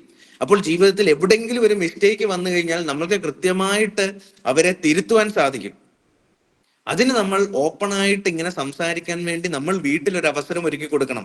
ഇപ്പോഴത്തെ കാലഘട്ടത്തിൽ പലപ്പോഴും സംഭവിക്കുന്നത്, നമ്മുടെ കുഞ്ഞുങ്ങൾ വളർന്നു വരുമ്പോൾ അവരുടെ ജീവിതത്തിൽ ഉണ്ടാകുന്ന മാറ്റങ്ങളും അവരുടെ ശാരീരികവും മാനസികമായ ജീവിതത്തിലും ഉണ്ടാകുന്ന മാറ്റങ്ങളെക്കുറിച്ച് മാതാപിതാക്കളല്ല പറഞ്ഞു കൊടുക്കുന്നത്. പലപ്പോഴും സ്കൂളിൽ കൊണ്ടുപോകുന്ന വണ്ടിയിലെ ഡ്രൈവർമാരും സ്കൂളിലെ അടുത്ത കടയിലെ ആൾക്കാരും അതേപോലെ കൂട്ടുകാരുമാണ് പറഞ്ഞു കൊടുക്കുന്നത്. ഇവരിങ്ങനത്തെ കാര്യങ്ങൾ പറഞ്ഞു കൊടുക്കുമ്പോൾ, ശരീരം വളരുന്നതിനനുസരിച്ച് ശരീരത്തിൽ ഉണ്ടാകുന്ന മാറ്റങ്ങളെ കുറിച്ച് ഇവർ പറഞ്ഞു കൊടുക്കുമ്പോൾ അവരുടേതായ രീതിയിലാണ് പറയുന്നത്. അങ്ങനെ അവരുടേതായ രീതിയിൽ പറയുമ്പോൾ അവരുടെ ഇന്റൻഷൻ അതുകൊണ്ട് വേറെ കാര്യങ്ങളായിരിക്കും അവരതുകൊണ്ട് അർത്ഥമാക്കുന്നത്. പക്ഷെങ്കിൽ എന്തുകൊണ്ട് നമ്മൾ അധ്വാനിച്ച് വളർത്തുന്ന നമ്മുടെ കയ്യിൽ കിടന്ന് വളർന്ന കുഞ്ഞുങ്ങളോട് നമ്മൾക്ക് ഇങ്ങനത്തെ കാര്യങ്ങൾ എന്തുകൊണ്ട് നമ്മുടെ വീട്ടിൽ ഓപ്പണായിട്ട് സംസാരിച്ചുകൂടാ? അപ്പോൾ നമ്മൾ ഇങ്ങനെ ഓപ്പണായിട്ട് അവരോട് സംസാരിക്കുമ്പോൾ അവർക്ക് മനസ്സിലാകും, ഇങ്ങനെ എൻ്റെ ശരീരം വളരുന്നതിനനുസരിച്ച് എൻ്റെ ശരീരത്തിൽ ഇന്ന മാറ്റങ്ങൾ സംഭവിക്കും. ഇങ്ങനെ മാറ്റങ്ങൾ സംഭവിക്കുമ്പോൾ അതെല്ലാ മനുഷ്യർക്കും ഉള്ള കാര്യങ്ങളാണ്. അതിൻ്റെ അകത്ത് ഞാൻ ആശ്ചര്യപ്പെടേണ്ടതോ നാണിക്കേണ്ടതുമായിട്ട് കാര്യങ്ങളില്ല. കാരണം എന്തുവാ? ഇതെന്നെ പഠിപ്പിച്ചത് എൻ്റെ മാതാപിതാക്കളാണ്. എൻ്റെ മാതാപിതാക്കൾ പഠിപ്പിക്കുമ്പോൾ അതൊരു വേറൊരു ഇൻഡക്ഷനിലല്ല പഠിപ്പിക്കുന്നത്, വേറെ നാണക്കെട്ട രീതിയിലല്ല പഠിപ്പിക്കുന്നത്, സ്വന്തം മകള് എന്നുള്ള രീതിയിലാണ് പഠിപ്പിക്കുന്നത്. പലപ്പോഴും നമ്മുടെ വീടുകളിൽ നഷ്ടപ്പെടുന്ന ഒരു കാര്യമാണ് കുഞ്ഞുങ്ങളുമായിട്ട് സംസാരിക്കുവാനുള്ള ഓപ്പൺ സ്പേസ് ഇല്ലാതാകുന്നത് എന്നുള്ളത്. നമ്മൾ മറ്റെല്ലാ കാര്യങ്ങളിലും തിരക്കുള്ളവരാണ്, കാര്യമൊക്കെ ശരിയാണ്. എപ്പോഴും പറയുന്ന ഒരു കാര്യം എന്ന് പറഞ്ഞു കഴിഞ്ഞാൽ, നിങ്ങൾ നിങ്ങളുടെ കുഞ്ഞുങ്ങൾക്ക് വേണ്ടി ജീവിതത്തിൽ അരമണിക്കൂർ എല്ലാ ദിവസവും മാറ്റി വെക്കണം. ഈ അരമണിക്കൂർ നിങ്ങൾ മാറ്റി വെക്കുന്നില്ലെങ്കിൽ നിങ്ങൾ ബാക്കിയുള്ള ഇത്രയും നാള് കുഞ്ഞുങ്ങൾക്ക് വേണ്ടി അധ്വാനിച്ചത് വെറുതെ ആയി പോകും. നാളുകളിൽ കുഞ്ഞുങ്ങളും നിങ്ങളുമായിട്ട് ഒരു ബന്ധവുമില്ലാത്ത അവസ്ഥയിലായി പോകും. കുഞ്ഞുങ്ങൾ മറ്റൊരു രീതിയിൽ സഞ്ചരിക്കുന്നു, അവർ മറ്റുള്ളവർ പറയുന്നത് കേൾക്കുന്നു, മറ്റൊരു അവസ്ഥയിലേക്ക് അവർ പോകുന്നു. ഈ അവസ്ഥയിലേക്ക് പോകുമ്പോൾ നാളുകളിൽ 100% നമുക്ക് നമ്മുടെ കുഞ്ഞുങ്ങളെ നഷ്ടമാകുവാൻ ഇടയായിത്തീരും. അവരുടെ സ്വഭാവത്തിൽ ഭയങ്കരമായ മാറ്റങ്ങൾ സംഭവിച്ചുകൊണ്ടിരിക്കും. അപ്പോൾ നമ്മൾ ചെയ്യേണ്ടത്, നമ്മുടെ വീട്ടിൽ ഓരോ ഓപ്പണായിട്ട് കുഞ്ഞുങ്ങൾ സംസാരിക്കുവാൻ ഒരു വേദി ഒരുക്കുക. അവരോട് നമ്മൾ കൃത്യമായിട്ട് സംസാരിക്കുക. അവർ പഠിക്കുന്ന കാര്യങ്ങളും സഞ്ചരിക്കുന്ന കാര്യങ്ങളും എല്ലാ കാര്യങ്ങളും അവരുടെ ഫ്രണ്ട്സിനെ കുറിച്ചും അവരുടെ മറ്റുള്ള ജീവിത ശൈലികളെ കുറിച്ചും മറ്റുള്ള കാര്യങ്ങളെ കുറിച്ചും കൃത്യമായിട്ട് നമ്മൾ സഞ്ചരിക്കുക. ഇനി അടുത്തതായിട്ട് നമ്മൾ ശ്രദ്ധിക്കേണ്ട ഒരു കാര്യം എന്ന് പറഞ്ഞു കഴിഞ്ഞാൽ, നമ്മൾ നമ്മുടെ വീട്ടിൽ കുഞ്ഞുങ്ങൾക്ക് ഫ്രീഡം കൊടുക്കുക എന്നുള്ളതാണ്. അപ്പോൾ നിങ്ങൾ ചോദിക്കും, ഫ്രീഡം കൊടുക്കുക എന്ന് പറഞ്ഞാൽ എങ്ങനെയാണ് ഫ്രീഡം കൊടുക്കേണ്ടത്? കാര്യം എന്ന് പറഞ്ഞു കഴിഞ്ഞാൽ, ഇപ്പോൾ പല കുഞ്ഞുങ്ങൾക്കും സംഭവിക്കുന്ന ഒരു കാര്യം എന്ന് പറഞ്ഞാൽ, അച്ഛനും അമ്മയും ഭയങ്കര സ്ട്രിക്റ്റ് ആയിട്ടാണ് എന്നെ വളർത്തിയത്. ഞാൻ വീടിന്റെ വെളിയിൽ പോകാൻ പറ്റത്തില്ല, കടയിൽ പോകാൻ പറ്റത്തില്ല, ഫ്രണ്ട്സുമായിട്ട് സംസാരിക്കാൻ പറ്റത്തില്ല, TV കാണാൻ പറ്റത്തില്ല, മൊബൈൽ കാണാൻ പറ്റത്തില്ല, അതേപോലെ എനിക്ക് മറ്റുള്ള ഒരു കാര്യങ്ങളും ഉപയോഗിക്കാൻ പറ്റത്തില്ല. പക്ഷെങ്കിൽ ഇത് കഴിയുമ്പോൾ കുഞ്ഞുങ്ങൾ കോളേജ് ലൈഫിലേക്ക് പോകുമ്പോൾ ഹോസ്റ്റലിലേക്ക് പോകുമ്പോൾ അടുത്ത് മാതാപിതാക്കൾ ഇല്ലാതെ വരുമ്പോൾ അവന് ഭയങ്കരമായ ഫ്രീഡം കിട്ടുക. ഈ ഫ്രീഡം കിട്ടുമ്പോൾ, ഇത്രയും നാളും കിട്ടാത്തൊരു ഫ്രീഡം കിട്ടുമ്പോൾ, ഇത് എങ്ങനെ ഉപയോഗിക്കണമെന്ന് ഇവൻ അറിയാത്തൊരവസ്ഥയിലേക്ക് പോകും. അങ്ങനെ ഒരു അവസ്ഥയിലേക്ക് പോകുമ്പോൾ ഇവൻ ഈ ഫ്രീഡം മിസ്യൂസ് ചെയ്യുവാനിടയായിത്തീരും. പക്ഷെങ്കിൽ വീട്ടിൽ നിന്ന് ഈ ഒരു ഫ്രീഡം ഒക്കെ കിട്ടി പതുക്കെ പതുക്കെ എല്ലാ കാര്യത്തിലും കൺട്രോൾ ആണ്, എന്നാൽ എല്ലാ കാര്യത്തിലും ഫ്രീഡം ഉണ്ട്. ഫ്രണ്ട്സിനോട് സംസാരിക്കുന്നതിന് കുഴപ്പമില്ല, പക്ഷെങ്കിൽ മറ്റൊരു രീതിയിൽ പോകരുത്. മൊബൈൽ ഫോൺ ഉപയോഗിക്കുന്നതിന് കുഴപ്പമില്ല, പക്ഷെങ്കിൽ മാതാപിതാക്കൾ ഇത് ഒബ്സർവ് ചെയ്യുന്നുണ്ട്. അല്ലെങ്കിൽ ടി വി കാണുന്നതിന് കുഴപ്പമില്ല, പക്ഷെ അതിനൊരു സമയമുണ്ട്. ഇനി കളിക്കാൻ പോകുന്നതിന് കുഴപ്പമില്ല, അതിനൊരു സമയമുണ്ട്. കൃത്യമായി വീട്ടിൽ കാര്യങ്ങൾ തുറന്നു പറയുന്നതിന് കുഴപ്പമില്ല. ഇങ്ങനെ നമ്മൾ വീട്ടിൽ കൃത്യമായിട്ടൊരു ഫ്രീഡം കൊടുത്ത് അവരെ വളർത്തുകയാണെങ്കിൽ നാളുകളിൽ അവർ ഹോസ്റ്റൽ ലൈഫിൽ പോകുമ്പോൾ അവർ അനുഭവിച്ച ഫ്രീഡത്തിന്റെ ബാക്കി അവിടെ അനുഭവിക്കാനുള്ളൂ, കൂടുതലായിട്ടൊന്നും അനുഭവിക്കാനില്ല. അങ്ങനെ വരുമ്പോൾ അവർക്ക് വീടും ഹോസ്റ്റലുമായിട്ട് വലിയ ഒരു വ്യത്യാസമോ കാര്യങ്ങളോ ഒന്നും തോന്നത്തില്ല. എല്ലാ ദിവസവും നമ്മൾ കുഞ്ഞുങ്ങളെ വിളിച്ച് അല്ലെങ്കിൽ അവരിങ്ങോട്ട് വിളിച്ച് സംസാരിക്കുമ്പോഴത്തേന് അവർക്ക് വീട്ടിൽ നിൽക്കുന്ന ഒരു അവസ്ഥ മാത്രമേ ഹോസ്റ്റലിൽ നിൽക്കുമ്പോഴും തോന്നത്തുള്ളൂ. അല്ലാതെ ഇത്രയും നാളും കൂട്ടിലടച്ചിട്ട് ഒരു കിളിയെ പോലെ വളർത്തി കഴിഞ്ഞ് വൺസ് നമ്മൾ കൂടുന്ന് തുറന്നു വിട്ട് കഴിയുമ്പോൾ എങ്ങോട്ടെന്നറിയാതെ വെപ്രാളത്തിൽ ഓടുന്ന കിളികളുണ്ട്. ആ ഒരു അവസ്ഥയിലേക്ക് ഇല്ലെങ്കിൽ നമ്മുടെ കുഞ്ഞുങ്ങൾ പോകും. അപ്പോൾ കൃത്യമായിട്ട് നമ്മൾ വീട്ടിൽ കുഞ്ഞുങ്ങൾക്ക് നല്ല രീതിയിൽ അതേപോലെ തന്നെ നിയന്ത്രിതമായിട്ടുള്ള ഫ്രീഡം കൊടുത്ത് നമ്മൾ കുഞ്ഞുങ്ങളെ വളർത്തുക. അവരുടെ ജീവിതത്തിൽ ഒരു കാര്യം സംഭവിച്ചു കഴിഞ്ഞാൽ ഒരിക്കലും അത് അവര് നമ്മളോട് വന്ന് പറയുവാൻ മടി കാണിക്കരുത്. നമ്മുടെ ഒരു കുഞ്ഞ് ഒരു ദിവസം സ്കൂളിൽ പോകുന്നു, അല്ലെങ്കിൽ കോളേജിലോ അല്ലെങ്കിൽ മാർക്കറ്റിലോ പോകുമ്പോൾ അവർക്കൊരു നെഗറ്റീവായിട്ട് ഒരു അനുഭവം ഓപ്പോസിറ്റ് ജെൻഡറിൽ നിന്ന് ഒരാൾക്ക് ലഭിച്ചു കഴിഞ്ഞാൽ അവർ നമ്മുടെ വീട്ടിൽ വന്ന് അത് പറയുവാൻ മടിക്കുകയോ ഇല്ലയോ? അവര് നമ്മളോട് വന്ന് പറയുവാൻ മടിക്കുന്നെങ്കിൽ നമ്മുടെ പാരന്റിങ് 100% അട്ടർലി ഫ്ലോപ്പാണ്. അവർ നമ്മളോട് മടിക്കുന്നില്ല, അവർ കൃത്യമായിട്ട് ആ കാര്യം നമ്മളോട് വന്ന് പറയുന്നെങ്കിൽ നമ്മുടെ പാരന്റിങ് സൂപ്പറാണ്. അങ്ങനെ മടിക്കുന്നുണ്ടെങ്കിൽ അതിന്റെ കാരണമെന്ന് പറഞ്ഞു കഴിഞ്ഞാൽ നമ്മൾ ഇതിനു മുമ്പും നമ്മുടെ കുഞ്ഞുങ്ങളെ ഇങ്ങനത്തെ കാര്യങ്ങൾ സംസാരിക്കുകയോ അല്ലെങ്കിൽ ഇങ്ങനത്തെ കാര്യങ്ങൾ ഓപ്പണായിട്ട് സംസാരിക്കുവാൻ കുഞ്ഞുങ്ങൾക്ക് നമ്മൾ അവസരം കൊടുത്തിട്ടില്ല എന്നുള്ളതാണ്. അപ്പോൾ കൃത്യമായിട്ട് അതിനൊരു അവസരം കൊടുത്തു കഴിഞ്ഞാൽ കുഞ്ഞുങ്ങളുടെ ജീവിതത്തിൽ എന്ത് സംഭവിച്ചാലും അവർ കൃത്യമായിട്ട് ആ കാര്യങ്ങൾ നമ്മുടെ വീട്ടിൽ വന്ന് പറയുകയും അത് നമ്മളോട് ഡിസ്കസ് ചെയ്യുകയും ചെയ്യുമ്പോൾ അതിന്റെ ഒരു സൊല്യൂഷൻ നമ്മൾക്ക് കൊടുക്കുവാൻ സാധിക്കും. ഇല്ലെങ്കിൽ പ്രശ്നം എന്ന് പറഞ്ഞു കഴിഞ്ഞാൽ ഇവരുടെ ജീവിതത്തിൽ ഒരു കാര്യം സംഭവിക്കുന്നു, ഇവർക്ക് ഓപ്പണായിട്ട് സംസാരിക്കുവാൻ നമ്മളോട് പറ്റത്തില്ല, പാരന്റ്സിനോട് അവർക്ക് ഓപ്പണായിട്ട് സംസാരിക്കാൻ പറ്റത്തില്ല. പിന്നെ അവർ ചെയ്യുന്നത് അവരുടെ പിയർ ഗ്രൂപ്പിനോടാണ് അവർ ചെന്ന് സംസാരിക്കുന്നത്, അവരുടെ ഫ്രണ്ട്സിനോട് പോയി അവർ സംസാരിക്കുന്നു, ഓപ്പണായിട്ട് സംസാരിക്കുന്നു. അപ്പോൾ ഫ്രണ്ട്സ് അതിനെ നെഗറ്റീവായിട്ടും പോസിറ്റീവായിട്ടും എടുക്കും. കുഴപ്പമില്ല, ഇത് നമ്മുടെ ജീവിതത്തിന്റെ ഭാഗമാണ്, നമുക്ക് മുമ്പോട്ട് പോകാം, അല്ലെങ്കിൽ ആ ചേട്ടൻ ചേച്ചി അങ്ങനെ ചെയ്തു, അത് കുഴപ്പമില്ല, അല്ലെങ്കിൽ അവരെനിക്ക് എന്തെങ്കിലും സബ്സ്റ്റൻസ് ഉപയോഗിക്കാൻ തന്നു, കുഴപ്പമില്ലെന്ന്, ഇതൊക്കെ നമ്മുടെ ജീവിതത്തിലുള്ള കാര്യമാണെന്ന് അവന്റെ ഫ്രണ്ട് സർക്കിൾ ഉള്ളവർ പറഞ്ഞു കഴിയുമ്പോൾ അത് പതുക്കെ പതുക്കെ അവന്റെ ജീവിതത്തിന്റെ ഭാഗമാവും. അവൻ പതുക്കെ പതുക്കെ ഈ കാര്യങ്ങൾ ഉപയോഗിച്ചു തുടങ്ങും. അവൻ സമൂഹത്തിന് ഭയങ്കരമായ ഒരു വിപത്തിലേക്ക് കൊണ്ടുപോകാൻ ഇടയായിത്തീരും. അപ്പോൾ നമ്മൾ മനസ്സിലാക്കേണ്ടത് എപ്പോഴും നമ്മുടെ വീട്ടിൽ ഇവർക്കൊരു സ്പേസ് ഉണ്ട്, അല്ലെങ്കിൽ നമ്മുടെ ഭവനം, നമ്മുടെ പാരന്റിങ് ഇവർക്ക് എപ്പോഴും ഒരു ഓപ്പൺ ഹൗസ് ആണെങ്കിൽ ഇവർ മറ്റൊരു രീതിയിലേക്ക് പോകുവാൻ ഇടയാകത്തില്ല, ഒരു കാരണവശാലും പോകാൻ ഇടയാകത്തില്ല. അപ്പോൾ നമ്മൾ മനസ്സിലാക്കേണ്ടത് നമ്മൾ അതിനുള്ളൊരു സ്പേസ് നമ്മുടെ വീട്ടിൽ കൊടുക്കുക, നമ്മുടെ കുഞ്ഞുങ്ങളെ നമ്മൾ കൃത്യമായിട്ട് ഒബ്സർവ് ചെയ്യുക എന്നുള്ളതാണ്. ഇന്നത്തെ കാലഘട്ടത്തില് അഡിക്ഷനായിട്ട് വരുന്ന കുഞ്ഞുങ്ങളിൽ ഇവിടെ വന്ന് ഇപ്പൊ ഏകദേശം 50 പേരോളം നമുക്ക് ഇവിടെ അഡ്മിറ്റ് ആയിട്ടുണ്ട്. ഈ 50 പേരില് ഏകദേശം 80% ആൾക്കാർ വന്നിരിക്കുന്നത് 18 വയസ്സിനും 32 വയസ്സിനും ഇടയ്ക്കുള്ളവരാണ്. ഈ 80% ആൾക്കാരിൽ ഏകദേശം 50% ആൾക്കാര് അഡിക്ഷൻ പ്ലസ് സൈക്യാട്രി എന്നൊരു അവസ്ഥയിലേക്ക് മാറിയ ആൾക്കാരാണ്. അഡിക്ഷൻ പ്ലസ് സൈക്യാട്രി എന്ന് പറഞ്ഞു കഴിഞ്ഞാൽ ആദ്യം ഇത് ഭയങ്കരമായി ഇത് ഉപയോഗിക്കുന്നു, കൂട്ടുകാരുടെ സന്തോഷത്തിനും അല്ലെങ്കിൽ ഏതെങ്കിലും ഒരു ഫംഗ്ഷനും പോയി ഇങ്ങനെയുള്ള സബ്സ്റ്റൻസും കാര്യങ്ങളൊക്കെ ഉപയോഗിച്ച് വന്നു. പതുക്കെ പതുക്കെ ഇത് ഇല്ലാതെ പറ്റാത്ത അവസ്ഥ വന്നു. ഇതൊരു ജീവിതത്തിന്റെ ഭാഗമായി പതുക്കെ പതുക്കെ ഇത് ഉപയോഗിക്കാൻ വേണ്ടി മാത്രം ജീവിക്കുന്നു. ഇത് ഉപയോഗിച്ച് ഇവരുടെ ബ്രെയിനെ ഇത് ബാധിച്ചു കഴിയുമ്പോൾ ഇത് നോർമൽ അവസ്ഥയിൽ നിന്ന് അബ്നോർമൽ അവസ്ഥയിലേക്ക് പോകുന്നു. ഈ അബ്നോർമൽ അവസ്ഥയിലേക്ക് പോകുമ്പോൾ അത് സൈക്യാട്രിയിലേക്ക് പോകാൻ ഇടയായിത്തീരും. അതിനെയാണ് അഡിക്ഷൻ പ്ലസ് സൈക്യാട്രി എന്നൊരു അവസ്ഥയിലേക്ക് വരുന്നത്. ഈ അഡിക്ഷൻ പ്ലസ് സൈക്യാട്രി അവസ്ഥയിലേക്ക് വന്നു കഴിഞ്ഞാൽ നമ്മൾക്ക് ഒരു കാരണവശാലും 100% ഇവരെ നമ്മൾ റിക്കവർ ചെയ്യാൻ പറ്റത്തില്ല. ഇവരെ നമുക്കൊരു ട്രീറ്റ്മെന്റ് കൊടുക്കുന്നു, ഇവരെ പതുക്കെ പതുക്കെ നോർമൽ അവസ്ഥയിലേക്ക് കൊണ്ടുവരുന്നു. പക്ഷെങ്കിൽ ഇവനൊരു നല്ല രീതിയിൽ പഠനത്തിലേക്കോ അല്ലെങ്കിൽ നല്ല രീതിയിൽ ഒരു സാധനം കോൺസെൻട്രേറ്റ് ചെയ്യാനോ അല്ലെ നല്ല രീതിയിൽ ഒരു ജോലി ചെയ്യുവാനോ അതിലൂടെ വരുമാനം കണ്ടെത്തുവാനോ എപ്പോഴും സമൂഹത്തിന് നല്ലതായ രീതിയിലുള്ള കാര്യങ്ങൾ മാത്രം ചെയ്യാനോ ഉള്ള രീതിയിലേക്ക് ഇവന്റെ ബ്രെയിൻ ഇവനെ സമ്മതിക്കത്തില്ല. കാരണം ഇവൻ ഒരു അഡിക്ഷൻ പ്ലസ് സൈക്കാട്രിയിലേക്ക് പോയേക്കുവാണ്. ഈ അവസ്ഥയിലേക്ക് പോയത് കൊണ്ട് ഇവന്റെ ബ്രെയിനിൽ മുഴുവൻ കിടക്കുന്ന ഈ രാസവസ്തുക്കളുടെ ഉപയോഗം, അതേപോലെ ഈ രാസവസ്തുക്കളുടെ അങ്ങോട്ടുമുള്ള ബ്രെയിനിലുള്ള രാസവസ്തുക്കളിൽ പതുക്കെ പതുക്കെ വ്യതിയാനങ്ങൾ സംഭവിക്കും. ഈ വ്യതിയാനങ്ങൾ സംഭവിക്കുമ്പോൾ പതുക്കെ പതുക്കെ മാനസികാവസ്ഥയിലേക്ക് പോകുവാനിടയായി തീരും. ഈ മാനസികാവസ്ഥയിലേക്ക് പോകുന്നത് കൊണ്ട് പലപ്പോഴും സംഭവിക്കുന്ന കാര്യങ്ങൾ എന്ന് പറഞ്ഞു കഴിഞ്ഞാൽ ഇവൻ സമൂഹത്തിന് ദോഷമായി തീരുന്നു. അതേപോലെ ഇവന്റെ ജീവിതം എന്നേക്കുമായിട്ട് ഇല്ലാതായിക്കൊണ്ടിരിക്കുകയാണ്. കാരണം മാതാപിതാക്കൾക്ക് ഇവനെ കൺട്രോൾ ചെയ്യാൻ പറ്റത്തില്ല. ഇനി ഇവനെ ഒരു വിദ്യാഭ്യാസത്തിന് വേണ്ടി അയച്ചു കഴിഞ്ഞു കഴിഞ്ഞാൽ അതിനവന് കോൺസെൻട്രേറ്റ് ചെയ്യുവാനോ പഠിക്കുവാനോ മറ്റുള്ള കാര്യങ്ങൾക്ക് ഒന്നും പറ്റാത്തൊരവസ്ഥയിലേക്ക് പോകും. അപ്പോൾ ഇന്നത്തെ സമൂഹത്തിൽ ഏറ്റവും കൂടുതൽ കാണുന്ന ഒരു കാര്യമാണ് അഡിക്ഷൻ പ്ലസ് സൈക്യാട്രി. പണ്ട് നമ്മൾക്കറിയാം, നമ്മുടെ കൂടെ ഉള്ളവരോ അല്ലെങ്കിൽ നമുക്കറിയാവുന്നവരോ ഒത്തിരി പേര് മദ്യപിക്കുന്നവരുണ്ട്.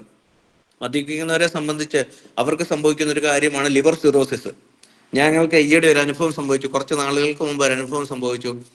ഒരു വ്യക്തിയെ ഇവിടെ അഡിക്ഷന് ട്രീറ്റ്മെന്റിന് കൊണ്ടുവന്നു. ഇവിടെ ട്രീറ്റ്മെന്റിന് കൊണ്ടുവന്ന് കഴിഞ്ഞപ്പോഴത്തേനും നമുക്ക് മനസ്സിലായി, ടെസ്റ്റ് എല്ലാം നടത്തിയപ്പോൾ മനസ്സിലായി ഈ വ്യക്തിക്ക് ലിവർ സിറോസിസ് ആണ്. നല്ല ഗവൺമെന്റ് ജോലി എല്ലാം ഉള്ള ഒരു വ്യക്തിയായിരുന്നു.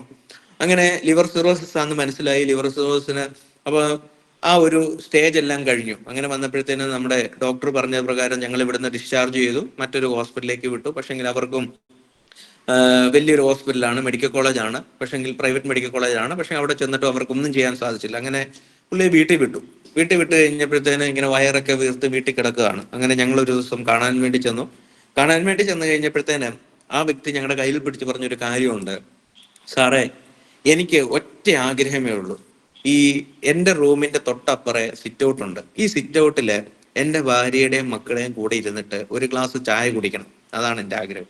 ഞങ്ങൾ ചോദിച്ചു, അതെന്താ ഈ സമയത്ത് ഇങ്ങനെ ഒരു ആഗ്രഹം? കാരണം എന്ന് പറഞ്ഞു കഴിഞ്ഞാല് എനിക്ക് നല്ല ആരോഗ്യവും ജോലിയും ഉണ്ടായിരുന്ന ഒരു സമയമുണ്ട്. ആ സമയത്ത് എൻ്റെ കുഞ്ഞുങ്ങൾ 2 പെൺമക്കളാണ്. എൻ്റെ കുഞ്ഞുങ്ങൾ അവര് ഇപ്പോഴും ഡിഗ്രിക്കും കണ്ട് പഠിക്കുകയാണ്. എൻ്റെ കുഞ്ഞുങ്ങളും എൻ്റെ ഭാര്യയും എപ്പോഴും എന്നോട് പറയുമായിരുന്നു, നമുക്ക് ഒരുമിച്ചിരുന്ന് ഭക്ഷണം കഴിക്കാം, അല്ലെങ്കിൽ നിങ്ങൾ കൂട്ടുകാരുടെ അടുത്ത് വെളിയിൽ വൈകുന്നേരങ്ങളിൽ പോയി മദ്യപിക്കരുത്, ഇവിടെ ഇരുന്ന് ചായ കുടിക്കരുത്, ഈ വരാന്തയിൽ ഇരുന്ന് ഈ സിറ്റ് ഔട്ടിൽ ഇരുന്ന് നമുക്ക് ഒരുമിച്ച് ചായ കുടിക്കാം. പക്ഷെങ്കില് അന്ന് ഞാൻ അതൊന്നും ചെവിക്കൊണ്ടില്ല. അന്ന് എനിക്ക് അങ്ങനത്തെ ഒരു ആഗ്രഹവും ഇല്ലായിരുന്നു. അവര് പറയുമ്പോഴത്തേന് അവരെ കളിയാക്കി ഞാൻ എൻ്റെ കൂട്ടുകാരുടെ കൂടെ അവിടെ പോയിരുന്ന് കൂട്ടുകാരുടെ കൂടെ മദ്യപിക്കും. പക്ഷെങ്കില് ഇന്ന് എനിക്ക് ലിവർ സിറോസിസ് ആയി, എനിക്ക് നടക്കാൻ വയ്യ, ഇന്നല്ലെങ്കിൽ നാളെ ഞാൻ മരിക്കുമെന്ന് പറഞ്ഞ അവസ്ഥയിൽ കിടക്കുകയാണ്.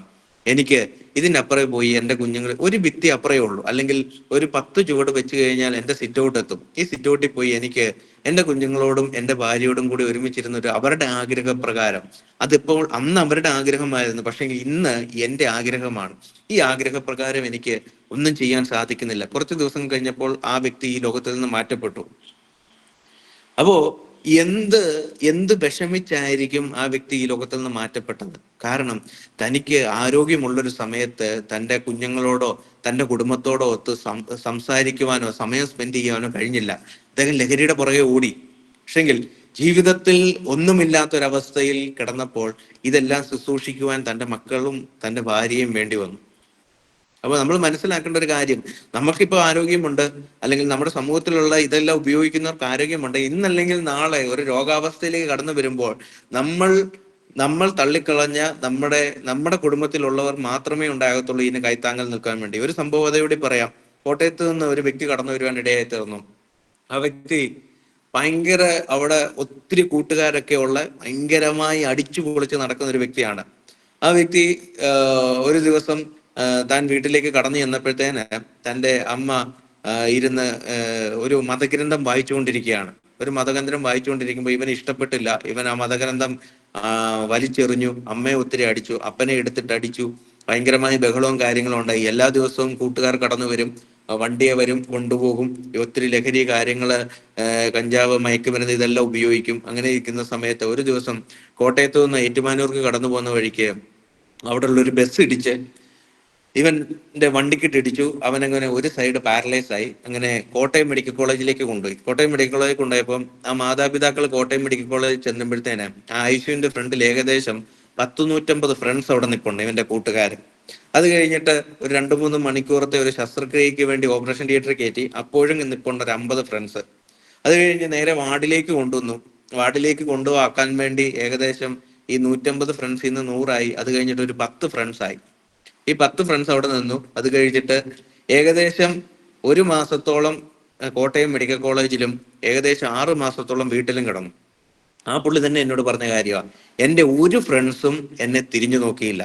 ഞാൻ അവരുടെ കാര്യത്തിന് വേണ്ടി ഒത്തിരി ഓടിയിട്ടുണ്ട്, ഞങ്ങൾ ഒത്തിരി ഇരുന്നിട്ട് ഒരുമിച്ച് സബ്സ്റ്റൻസ് യൂസ് ചെയ്തിട്ടുണ്ട്, ഒത്തിരി ഗുണ്ടായുസം കാണിച്ചിട്ടുണ്ട്. പക്ഷെങ്കിൽ എൻ്റെ ജീവിതത്തിൽ ശരീരത്തിന്റെ ഒരു ഭാഗം നഷ്ടപ്പെട്ടപ്പോൾ ഞാൻ വീട്ടിൽ എൻ്റെ ബെഡിൽ കിടന്ന് മലവും മൂത്രവും എല്ലാം വിസർജിക്കുമ്പോഴത്തേന് എന്നെ നോക്കുവാൻ ഞാൻ ആരോഗ്യമുണ്ടായിരുന്നപ്പോൾ അടി കൊടുത്തതും തെറി പറഞ്ഞതുമായ എൻ്റെ മാതാപിതാക്കൾ മാത്രമേ ഉണ്ടായിരുന്നുള്ളൂ, വേറെ ആരും ഉണ്ടായിരുന്നില്ല. ഇപ്പോഴും പുള്ളിക്ക് ഏകദേശം നടക്കാൻ പറ്റും, പക്ഷെങ്കിൽ ഒരു സൈഡ് ചെറുതായിട്ടൊരു പാരലൈസ് പോലാണ്. അപ്പൊ നമ്മൾ മനസ്സിലാക്കേണ്ട ഒരു കാര്യം എന്ന് പറഞ്ഞു കഴിഞ്ഞാൽ, നമ്മൾക്ക് ആരോഗ്യമുള്ളപ്പോൾ നമ്മൾക്ക് കൂടെയുള്ള നമ്മുടെ കുടുംബത്തെ നമ്മൾക്ക് ചേർത്ത് പിടിക്കാൻ പറ്റിയില്ലെങ്കിൽ, നമ്മൾക്ക് ആരോഗ്യമില്ലാത്തപ്പോൾ ഈ കുടുംബം നമ്മളോട് എങ്ങനെയായിരിക്കും പെരുമാറുന്നത്? ഇത് പലപ്പോഴും ഈ അഡിക്ഷൻ പ്ലസ് സൈക്കാട്രി വരുമ്പോഴത്തേന് ആ ഒരു സമയത്ത് വീടുകളിൽ നടക്കുന്ന ഒരു കാര്യമാണ്. കാരണം അഡിക്ഷൻ പ്ലസ് സൈക്കാട്രി വരുമ്പോൾ വീട്ടുകാർക്ക് ഇതിനെ കൺട്രോൾ ചെയ്യാൻ പറ്റാത്ത ഒരു അവസ്ഥ വരും. അങ്ങനെ വരുമ്പോൾ ഇവരെവിടെയെങ്കിലും കൊണ്ട് അവസാനിപ്പിക്കുക, അല്ലെങ്കിൽ എപ്പോഴെങ്കിലും എൻ്റെ മകൻ ഈ ലോകത്ത് നിന്ന് മാറ്റപ്പെട്ടാൽ മതി എന്നൊരവസ്ഥയിലാണ്. ഈയിടെ ഞാൻ കുറെ മാതാപിതാക്കളോട് ഇങ്ങനെ സംസാരിക്കുമ്പോഴത്തേന് ഇവരെല്ലാം പറയുന്ന ഒരു കാര്യമുണ്ട്, റിപ്പീറ്റ്ലി പറയുന്ന ഒരു കാര്യമുണ്ട്. ഇന്നലെ ഒരു പിതാവ് എന്നോട് പറയുവാനിടയായി തീർന്നു. ഇതാണ് പറഞ്ഞത്, സാറേ ഒരു പ്രാവശ്യം കൂടെ നോക്കും, ഇനിയും പറ്റിയില്ലെങ്കിൽ അവനെ അവന്റെ വഴിക്ക് തന്നെ വിട്ടേക്കുവാണ്. ഒരു പ്രാവശ്യം കൂടെ നോക്കും, ഇനിയും പറ്റിയില്ലെങ്കിൽ ഞാൻ അവനെ അവന്റെ വഴിക്ക് തന്നെ വിട്ടേക്കുവാണ്. കാര്യം എന്ന് പറഞ്ഞു കഴിഞ്ഞാൽ മാതാപിതാക്കളൊക്കെ മടുത്തു തുടങ്ങി. ഈ കാര്യങ്ങൾ, ഇങ്ങനെ ഉള്ള കാര്യങ്ങൾ ട്രീറ്റ്മെന്റ് ചെയ്തും അതേപോലെ അവരെ അടിച്ചും ഉപദ്രവിച്ചും ഇങ്ങനെയുള്ള കാര്യങ്ങൾ കണ്ടും കേട്ടും മാതാപിതാക്കൾ മടുത്തു തുടങ്ങി. അപ്പോൾ നമ്മൾ മനസ്സിലാക്കേണ്ട ഒരു കാര്യം, നമ്മുടെ സമൂഹത്തിൽ ഇങ്ങനെയുള്ള വ്യക്തികൾ ഒരുപാട് ഇങ്ങനെ പോകുമ്പോൾ നമ്മൾ ചെയ്യേണ്ട കാര്യം, ഇതിനെതിരെ നമ്മൾക്ക് സംസാരിക്കുവാൻ ഇടവരണം. ഇതിനെതിരെ നമുക്ക് അവയർനെസ് കൊടുക്കണം. ഇങ്ങനെയൊക്കെ നമ്മൾ പറയുമ്പോഴത്തേന് ഒരിക്കലും വിചാരിക്കരുത് നമ്മുടെ സ്കൂളിൽ പഠിക്കുന്ന നമ്മുടെ കുഞ്ഞു കുട്ടികൾ ഭയങ്കര സേഫ് ആണെന്ന് നമ്മൾ ഒരിക്കലും വിചാരിക്കരുത്. കാര്യം എന്ന് പറഞ്ഞു കഴിഞ്ഞാൽ, സരുണിനറിയാം, ഞങ്ങൾ രണ്ടുകൂടാണ് പോയത്. ഏകദേശം കുറച്ചു നാൾക്ക് മുമ്പ് ഇതിനടുത്തുള്ള ഒരു സ്കൂളിൽ നിന്ന് ഒരു ടീച്ചറുടെ ഒരു കോള് വന്നു. ഇവിടെ ഒരു കുഞ്ഞ് അബ്നോർമലായിട്ട് പെരുമാറുന്നു. അപ്പോൾ ആ കുഞ്ഞിനെ എന്താണെന്ന് അറിയത്തില്ല, ഒന്ന് മരണമെന്ന് പറഞ്ഞു. അങ്ങനെ ഞങ്ങള് അവിടെ ചെന്ന് കഴിഞ്ഞപ്പോഴത്തേന് ഈ ഭയങ്കരമായി വിയർത്ത് അബ്നോർമലായിട്ട് ഈ കുഞ്ഞ് നിൽക്കുകയാണ്. അപ്പം ഇതിനെക്കുറിച്ച് ഞങ്ങൾ ഇങ്ങനെ പതുക്കെ സംസാരിച്ച് ഇവന്റെ കൂട്ടുകാർ ഇവരുമായിട്ടൊക്കെ ഏകദേശം 6ാം ക്ലാസ്സിൽ പഠിക്കുന്ന കുഞ്ഞാണ്. കൂട്ടുകാരുമായിട്ട് ഇങ്ങനെ സംസാരിച്ച് വന്നപ്പോഴത്തേന് ഇവർ തൊട്ടടുത്തുള്ള കടയിൽ നിന്ന് എല്ലാ ദിവസവും കഴിക്കുന്ന മുട്ടായി അന്നത്തെ 2-3 ദിവസമായിട്ട് അവിടെ സ്റ്റോക്കില്ലാതെ വന്നതുകൊണ്ട് അവന് കിട്ടിയില്ല. അവന് കിട്ടാതെ വന്നപ്പോഴത്തേനും അവന് പതുക്കെ ആ ഒരു മുട്ടായി കിട്ടാത്ത അവസ്ഥ വന്നപ്പോൾ അവന് പതുക്കെ അതിൻ്റെ അകത്ത് വിഡ്രോവൽ തോന്നി. അങ്ങനെ വിഡ്രോവൽ സിൻഡ്രോമാണ് അവൻ കാണിച്ചത്. അങ്ങനെ ആ മുട്ടായി ഞങ്ങൾ ഇത് ചെയ്ത് ലാബില് എക്സൈസിന്റെ അനുവാദത്തോടെ എക്സൈസ് അവരുടെ ഇതിൽ ഞങ്ങൾ കൊടുത്തു വിട്ട് അങ്ങനെ പരിശോധിച്ചപ്പോഴത്തേന് ഇതിൻ്റെ അകത്ത് സബ്സ്റ്റൻസിന്റെ ഒരു ഘടകം അടങ്ങിയിട്ടുണ്ട്. ഏതാ? നമ്മുടെ 6ാം ക്ലാസ്സിലും 7ാം ക്ലാസ്സിലും പഠിക്കുന്ന നമ്മുടെ കുഞ്ഞുങ്ങൾ ഉപയോഗിക്കുന്ന മുട്ടായിയുടെ കാര്യമാണ് പറയുന്നത്. അപ്പൊ സ്ഥിരമായിട്ട് ഒരു മുട്ടായി അല്ലെങ്കിൽ ഒരു ഏതെങ്കിലും, ഇപ്പൊ ഐസ്ക്രീം ആകാം, ഇല്ലെങ്കിൽ ചോക്ലേറ്റ് ആകാം, എന്തെങ്കിലും ഒരു കാര്യം ഭയങ്കരമായ അഡിക്ഷൻ ആണ്, അല്ലെങ്കിൽ ഭയങ്കരമായി അത് വേണമെന്നുള്ള ക്രേവിങ് ആണെങ്കിൽ നമ്മുടെ കുഞ്ഞുങ്ങൾക്ക് പതുക്കെ അത് സ്റ്റോപ്പ് ഇടണം. കാരണം അത് അവരെ അഡിക്റ്റ് ആയിക്കൊണ്ടിരിക്കുകയാണ്. ഇതിൻ്റെ അകത്ത് എന്തെങ്കിലും ഒരു സബ്സ്റ്റൻസിന്റെ അല്ലെങ്കിൽ ഇത് എന്തെങ്കിലും ഒരു ലഹരിയുടെ കണ്ടന്റ് ഇതിൻ്റെ അകത്ത് ഉണ്ടോ ഇല്ലയോ എന്ന് നമുക്കറിയാത്തൊരവസ്ഥയാണ്. അപ്പൊ ആ അവസ്ഥ വരുമ്പോഴത്തേന് നമ്മൾ കൃത്യമായിട്ട് പിള്ളേരെ ഒബ്സർവ് ചെയ്യണം. സ്ഥിരമായിട്ട് ഐസ്ക്രീം കഴിക്കുക, സ്ഥിരമായിട്ട് ഒരു കടയിൽ നിന്ന് തന്നെ ജ്യൂസ് കുടിക്കുക, സ്ഥിരമായിട്ട് അങ്ങനെയുള്ള കാര്യങ്ങൾ ഉപയോഗിക്കുക, സ്ഥിരമായിട്ട് ഉപയോഗിക്കുക, മുട്ടായി ഒരു ബ്രാൻഡിന്റെ മുട്ടായി തന്നെ ഉപയോഗിക്കുക. ഇതൊക്കെ പതുക്കെ ലഹരിയുടെ ഉപയോഗത്തിലേക്ക് എത്തിക്കുവാൻ സാധ്യതകളുണ്ട്. അപ്പോൾ നമ്മൾ കൃത്യമായിട്ട് കുഞ്ഞുങ്ങളെ മനസ്സിലാക്കുക, കുഞ്ഞുങ്ങളുമായിട്ട് നമ്മൾ ഓപ്പൺ ആയിട്ട് സംസാരിക്കുക. ഇങ്ങനെ എന്തെങ്കിലും സ്വഭാവം ഉണ്ടെങ്കിൽ പതുക്കെ ആ സ്വഭാവത്തിൽ നിന്ന് മാറ്റുക. ഭയങ്കരമായി എപ്പോഴും ഉപയോഗിക്കുന്ന സാധനങ്ങൾ നിർബന്ധത്വം അവർക്ക് അത് വേണം എന്ന് പറഞ്ഞ് നിർബന്ധമുണ്ടെങ്കിൽ അത് മാറ്റി ഉപയോഗിക്കുവാൻ അവരെ നമ്മൾ പ്രോത്സാഹിപ്പിക്കുക. അതിനുവേണ്ടി കൃത്യമായിട്ട് ട്രെയിനിങ് കൊടുക്കുക. ഇങ്ങനെയുള്ള കാര്യങ്ങളിലൂടെ നമ്മൾക്ക് നമ്മുടെ കുഞ്ഞുങ്ങളെ സേഫ് ആക്കാൻ സാധിക്കും. ഒരു കാരണവശാലും ഇന്നത്തെ ഒരു കേരളത്തിന്റെ അല്ലെങ്കിൽ ലോകത്തിന്റെ ഒരു അവസ്ഥ കണ്ടു കഴിഞ്ഞാൽ ഒരു കാരണവശാലും നമുക്ക് ലഹരി നിർത്തുവാൻ നമുക്ക് സാധിക്കത്തില്ല. കാരണം അത് ഭയങ്കരമായി കൂടിക്കൊണ്ടിരിക്കുകയാണ്, ഭയങ്കരമായി വർദ്ധിച്ചുകൊണ്ടിരിക്കുകയാണ്. ഇവിടെ കേരളത്തിൽ ചാടുന്ന ലഹരികളുടെ എണ്ണം ഭയങ്കരമായി വർദ്ധിച്ചുകൊണ്ടിരിക്കുക. പക്ഷെങ്കിൽ നമ്മൾക്ക് ചെയ്യാൻ പറ്റുന്നത് നാളുകളിൽ നമ്മുടെ കുഞ്ഞുങ്ങൾ ഇതിൽ അകപ്പെടാതിരിക്കാൻ നമ്മൾ ശ്രദ്ധിക്കുക എന്നുള്ളതാണ്. അതിനുവേണ്ടി നമ്മൾക്ക് എന്തോ ചെയ്യും, അല്ലെങ്കിൽ നമ്മുടെ സമൂഹത്തിലുള്ള, നമ്മൾ പോകുന്ന സ്കൂളിലുള്ള, നമ്മൾ പോകുന്ന ജോലി സ്ഥലത്തുള്ള, നമ്മുടെ കൂടെ ഉള്ള അല്ലെങ്കിൽ നമ്മുടെ കൊളീഗ്സ് ആയിട്ടുള്ളവർ ഇതിൽ എത്താതിരിക്കാൻ വേണ്ടി നമ്മൾക്ക് എന്തോ ചെയ്യാൻ പറ്റും? അവരെ കൃത്യമായി അവയർനെസ് ചെയ്യുക, കൃത്യമായ ട്രീറ്റ്മെന്റ് കൊടുക്കുക. ഇപ്പോ അങ്ങനെ ഉപയോഗിക്കുന്നവരുണ്ടെങ്കിൽ കൃത്യമായ ഒരു സൈക്കാട്രിസ്റ്റിനെ കാണിക്കുക, കൃത്യമായി അതിനുവേണ്ടി മെഡിസിൻസ് കൊടുക്കുക. ഇനി മാനസികാവസ്ഥയിൽ അവർക്ക് എന്തെങ്കിലും മാറ്റം വരുത്തുവാണെങ്കിൽ കൃത്യമായി നമ്മൾ ഒരു പനി വന്നു കഴിഞ്ഞാൽ നമ്മൾ പനിക്കുള്ള ഡോക്ടറിനെ കാണുന്നു, ഇല്ലെങ്കിൽ ഒരു മെഡിസിൻ ഒരു ഡോക്ടറിനെ കാണുന്നു. പക്ഷെങ്കിൽ നമ്മൾക്ക് ഇതേപോലെ ഒരു അവസ്ഥ വരുമ്പോൾ പലപ്പോഴും നമ്മൾ ഒരു സൈക്കാട്രിസ്റ്റിനെ കാണാൻ പഠിക്കുന്നു. കാരണം നമ്മൾ പണ്ട് തൊട്ടേ പഠിക്കുന്ന ഒരു കാര്യമുണ്ട്, സൈക്കാട്രി, മാനസികമായ ഒരു അവസ്ഥ. അത് കണ്ടു കഴിഞ്ഞു കഴിഞ്ഞാൽ, ആ ഡോക്ടറെ കണ്ടു കഴിഞ്ഞാൽ നമ്മൾ മനോരോഗികൾ എന്നുള്ള ഒരു മുദ്ര കുത്തപ്പെടുകയാണ്, സമൂഹത്തിന് മുമ്പിൽ മുദ്ര കുത്തപ്പെടുക. അതുകൊണ്ട് ഒരിക്കലും കാണാൻ പാടില്ല എന്നുള്ളൊരു വികലമായ ഒരു പഠിപ്പീരും ചിന്താഗതിയും പലപ്പോഴും നമ്മളെ സ്വാധീനിച്ചിട്ടുണ്ട്. പക്ഷെങ്കിൽ ആ ഒരു അവസ്ഥയിൽ നിന്ന് കഴിഞ്ഞ് കഴിയുമ്പോൾ നമ്മൾ ഭയങ്കരമായ ഒരു മാനസികാവസ്ഥയിലേക്ക്, എക്സ്ട്രീം ലെവലിലേക്ക് പോകുന്നു. അത് നമ്മുടെ ജീവിതത്തെ എന്നേക്കുമായിട്ട് ഇല്ലാതാവുന്നു. ഇതിന്റെയൊക്കെ തുടക്കം നമ്മൾ മനസ്സിലാക്കുമ്പോൾ നമ്മൾ കൃത്യമായിട്ട് ഒരു സൈക്കാട്രിസ്റ്റിനെ കണ്ട് അതിന് മെഡിസിനും കൗൺസിലിങ്ങും അതേപോലെ ക്ലിനിക്കൽ സൈക്കോളജിസ്റ്റിനെമാരെ കണ്ടിട്ട് തെറാപ്പിയും കാര്യങ്ങളും ഒക്കെ ചെയ്യുന്നതോടുകൂടി നമ്മൾക്ക് ഒരു ജീവിതത്തെ രക്ഷിക്കുവാൻ സാധിക്കും. അപ്പോൾ കൃത്യമായിട്ട് നമ്മൾ ഇത് ഒബ്സർവ് ചെയ്യുക, നമ്മുടെ വരും തലമുറകളെ നമ്മൾ സേവ് ചെയ്യുക. ഈ കൂട്ടായ്മയ്ക്ക് അതിനുവേണ്ടി കഴിയട്ടെ എന്ന് ഞാൻ ആത്മാർത്ഥമായി ആഗ്രഹിക്കുന്നു, പ്രാർത്ഥിക്കുന്നു. അതേപോലെ എനിക്ക് ഇത്രയും സമയം അവസരം തന്ന എല്ലാവരോടുമുള്ള നന്ദിയും സ്നേഹത്തെ അറിയിക്കുന്നു. പ്രത്യേകം എന്നെ ഇതിലേക്ക് ഇൻവൈറ്റ് ചെയ്ത എൻ്റെ പ്രിയ സഹോദരൻ ഡോക്ടർ സരുൺ നായറിനോടുള്ള നന്ദിയും സ്നേഹത്തെ അറിയിക്കുന്നു. ഇപ്പൊ ഈശ്വരൻ എല്ലാവരെയും അനുഗ്രഹിക്കട്ടെ. Thank you sir. ഈ അന്താരാഷ്ട്ര ലഹരി വിരുദ്ധ ദിനത്തില് ഒത്തിരി തിരക്കിനിടയിലും സമയം കണ്ടെത്തി നമുക്ക് വേണ്ടി ഈ ഓൺലൈൻ പ്ലാറ്റ്ഫോമിൽ വന്നെത്തി ഒത്തിരി കാര്യങ്ങൾ പറഞ്ഞു തന്ന സാറിന് നന്ദി പറയുന്നതിന് വേണ്ടി ആണ്ടൂർ ബാലകൃഷ്ണൻ സാറെ ക്ഷണിക്കുകയാണ്. സുനിൽ സാറേ, ആർക്കെങ്കിലും എന്തെങ്കിലും സംശയം ഉണ്ടെങ്കിലേ, എന്തെങ്കിലും ഡൗട്ടുകളൊക്കെ ക്ലിയർ ചെയ്യാനുണ്ടെങ്കിൽ ചോദിച്ചോട്ടെ. അതെ അതെ അതെ, അതിനുള്ള ഒരു സമയം. എന്തെങ്കിലും സംശയം ഉണ്ടെങ്കിൽ ഞാൻ അത് വിട്ടുപോയതാണ്. എന്തെങ്കിലും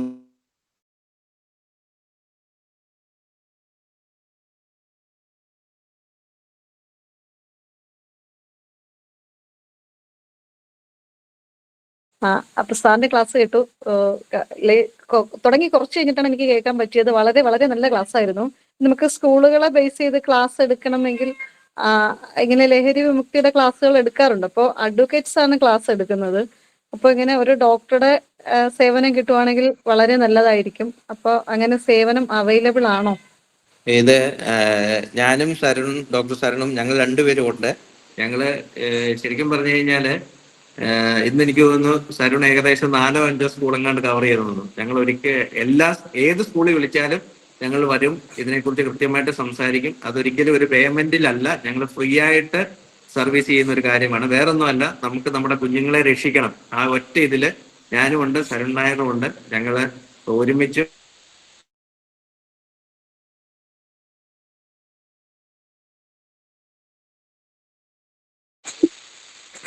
താങ്ക് യു സാർ. വേറെ ആർക്കെങ്കിലും ഒക്കെ എന്തെങ്കിലും ചോദ്യങ്ങൾ ചോദിക്കാനുണ്ടെങ്കിൽ ചോദിക്കാം, തീർച്ചയായിട്ടും.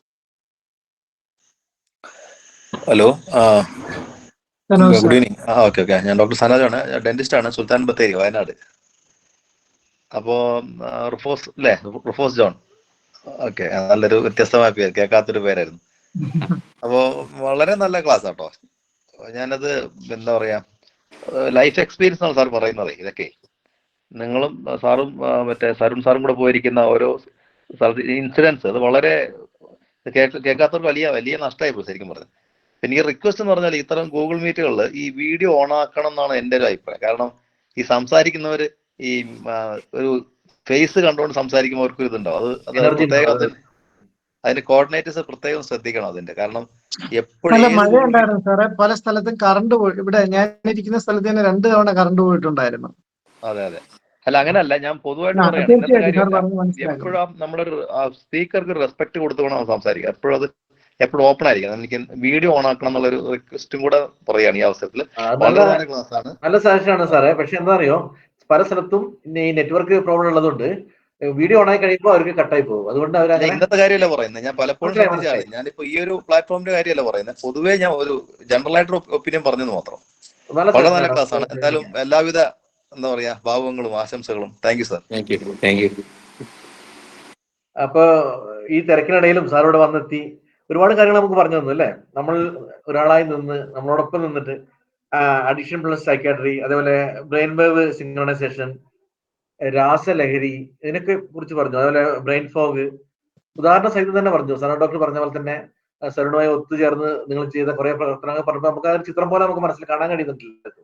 അപ്പോ എല്ലാവർക്കും വേണ്ടിയിട്ട് ഈ പരിപാടിയിൽ പങ്കെടുത്ത സാറിനും അതുപോലെ തന്നെ ഓരോ വ്യക്തികൾക്കും സരുൺ കുമാറിനും അതേപോലെ തന്നെ ഡോക്ടർ സനോജിനും ആരുടെയും പ്രത്യേകം പേരെടുത്ത് പറയുന്നില്ല. രമ സത്യൻ, അതേപോലെ തന്നെ ജയൻ കുപ്പാടി, അടൂർ ബാലകൃഷ്ണൻ, അനിൽ ചേർത്തല, രഞ്ജു ടീച്ചർ തുടങ്ങിയ എല്ലാവർക്കും. സാർ ഒരു കാര്യം കൂടെ, സുനിൽ സാർ ഒരു കാര്യം കൂടെ പറഞ്ഞോട്ടെ. പറഞ്ഞോളൂ.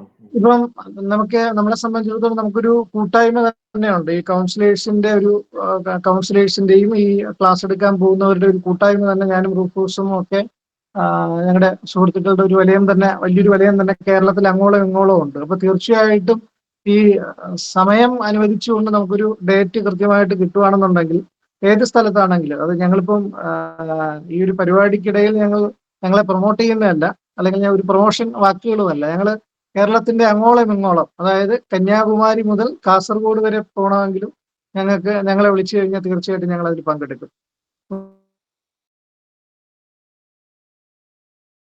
സൂചിപ്പിക്കുകയുണ്ടായി, ഈ ലഹരി വസ്തുക്കളുടെ അമിതമായ ഉപയോഗം ഏതെല്ലാം തരത്തിലേക്ക് കൊണ്ടെത്തിക്കുമെന്നുള്ളത് വലിയൊരു വിപത്ത് തന്നെയാണ്. അത് ഇപ്പോ നിലവില് ഈ ഒരുപാട് കുട്ടികൾക്ക്, അതായത് പെൺകുട്ടികൾക്കുൾപ്പെടെ ഈ HCV പോസിറ്റീവ് എന്ന് പറയുന്ന ഒരു വൈറസ് സനോ സാറിനൊക്കെ അറിയായിരിക്കും നന്നായിട്ട്. ഈ HCV പോസിറ്റീവ് വളരെ വ്യാപകമായിട്ട് കൂടിക്കൊണ്ടിരിക്കുന്ന ഒരു സാഹചര്യമാണ്. അപ്പോൾ ശരിക്കും പറഞ്ഞു കഴിഞ്ഞാൽ ഒരു കല്യാണം കഴിക്കുന്ന ഒരു ചെറുപ്പക്കാരൻ, ആ ചെറുപ്പക്കാരന് ഈ HCV പോസിറ്റീവ് എന്ന് പറയുന്ന ഈ വൈറസ് ശരീരത്തിലുണ്ടെങ്കിൽ തീർച്ചയായിട്ടും കല്യാണം കഴിക്കാൻ പോകുന്ന ആ പെൺകുട്ടിക്കും ആ പെൺകുട്ടിയിലൂടെ ജന്മം കൊള്ളുന്ന കുഞ്ഞുങ്ങൾക്കും വരെ ഇത് പകരാനായിട്ടുള്ള സാധ്യതകൾ വളരെ കൂടുതലാണ്. അപ്പൊ നമ്മുടെ സമൂഹം അത്ര കണ്ട് ഈ ലഹരി വ്യാപനത്തിലേക്ക് പോവുകയും അത്ര കണ്ട് അധപ്പതിക്കുകയും ചെയ്തു എന്നുള്ളത് വളരെ വസ്തുതാപരമായിട്ടുള്ള കാര്യമാണ്. തീർച്ചയായിട്ടും ഞങ്ങൾ ഓരോ ദിവസവും എന്ന് പറയുമ്പോഴത്തേക്കും ഞങ്ങൾ 2 മണി 3 മണിക്കൊക്കെയാണ് ഞാനും റൂഫോസും ഞങ്ങളുടെ ഒരു ടീം തന്നെയുണ്ട്, വലിയൊരു ടീം തന്നെയുണ്ട്. ഞങ്ങൾ രാത്രിയൊക്കെ വീട്ടിൽ കയറുന്ന 2 മണി 3 മണിക്കൊക്കെയാണ്. വീട്ടിലല്ല, ഞങ്ങൾ ഓഫീസിലും വീട്ടിലൊക്കെ എത്തുന്ന 2 മണിക്ക് 3 മണിക്കൊക്കെയാണ്.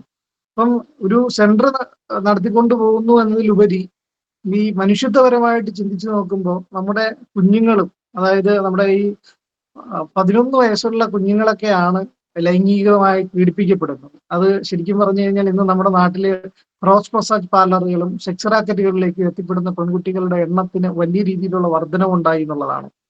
അപ്പൊ ഇത് ശരിക്കും പറഞ്ഞാൽ ഇതൊക്കെ സമൂഹം അത്ര കണ്ട് ചർച്ച ചെയ്യേണ്ട വിഷയങ്ങളാണ്. പക്ഷെ ആരും ഇത് ഒരു രാഷ്ട്രീയ പാർട്ടികളോ യുവജന സംഘടനകളോ അല്ലെങ്കിൽ ഒരു സാംസ്കാരിക സംഘടനകളോ ലഹരിക്കെതിരെ ശബ്ദിക്കുന്ന ആരും തന്നെ ഇതിനെതിരെ വലിയ തോതിൽ അല്ലെങ്കിൽ ഒരു സമര പ്രക്ഷോഭങ്ങളുമായോ അല്ലെങ്കിൽ അതിനെതിരെ രൂക്ഷമായിട്ടുള്ള വിമർശനങ്ങളുമായോ രംഗത്തേക്ക് വരുന്ന മാധ്യമങ്ങൾ പോലും ഇതിനെതിരെ ശ്രദ്ധിക്കുന്നില്ല എന്നുള്ളതാണ്.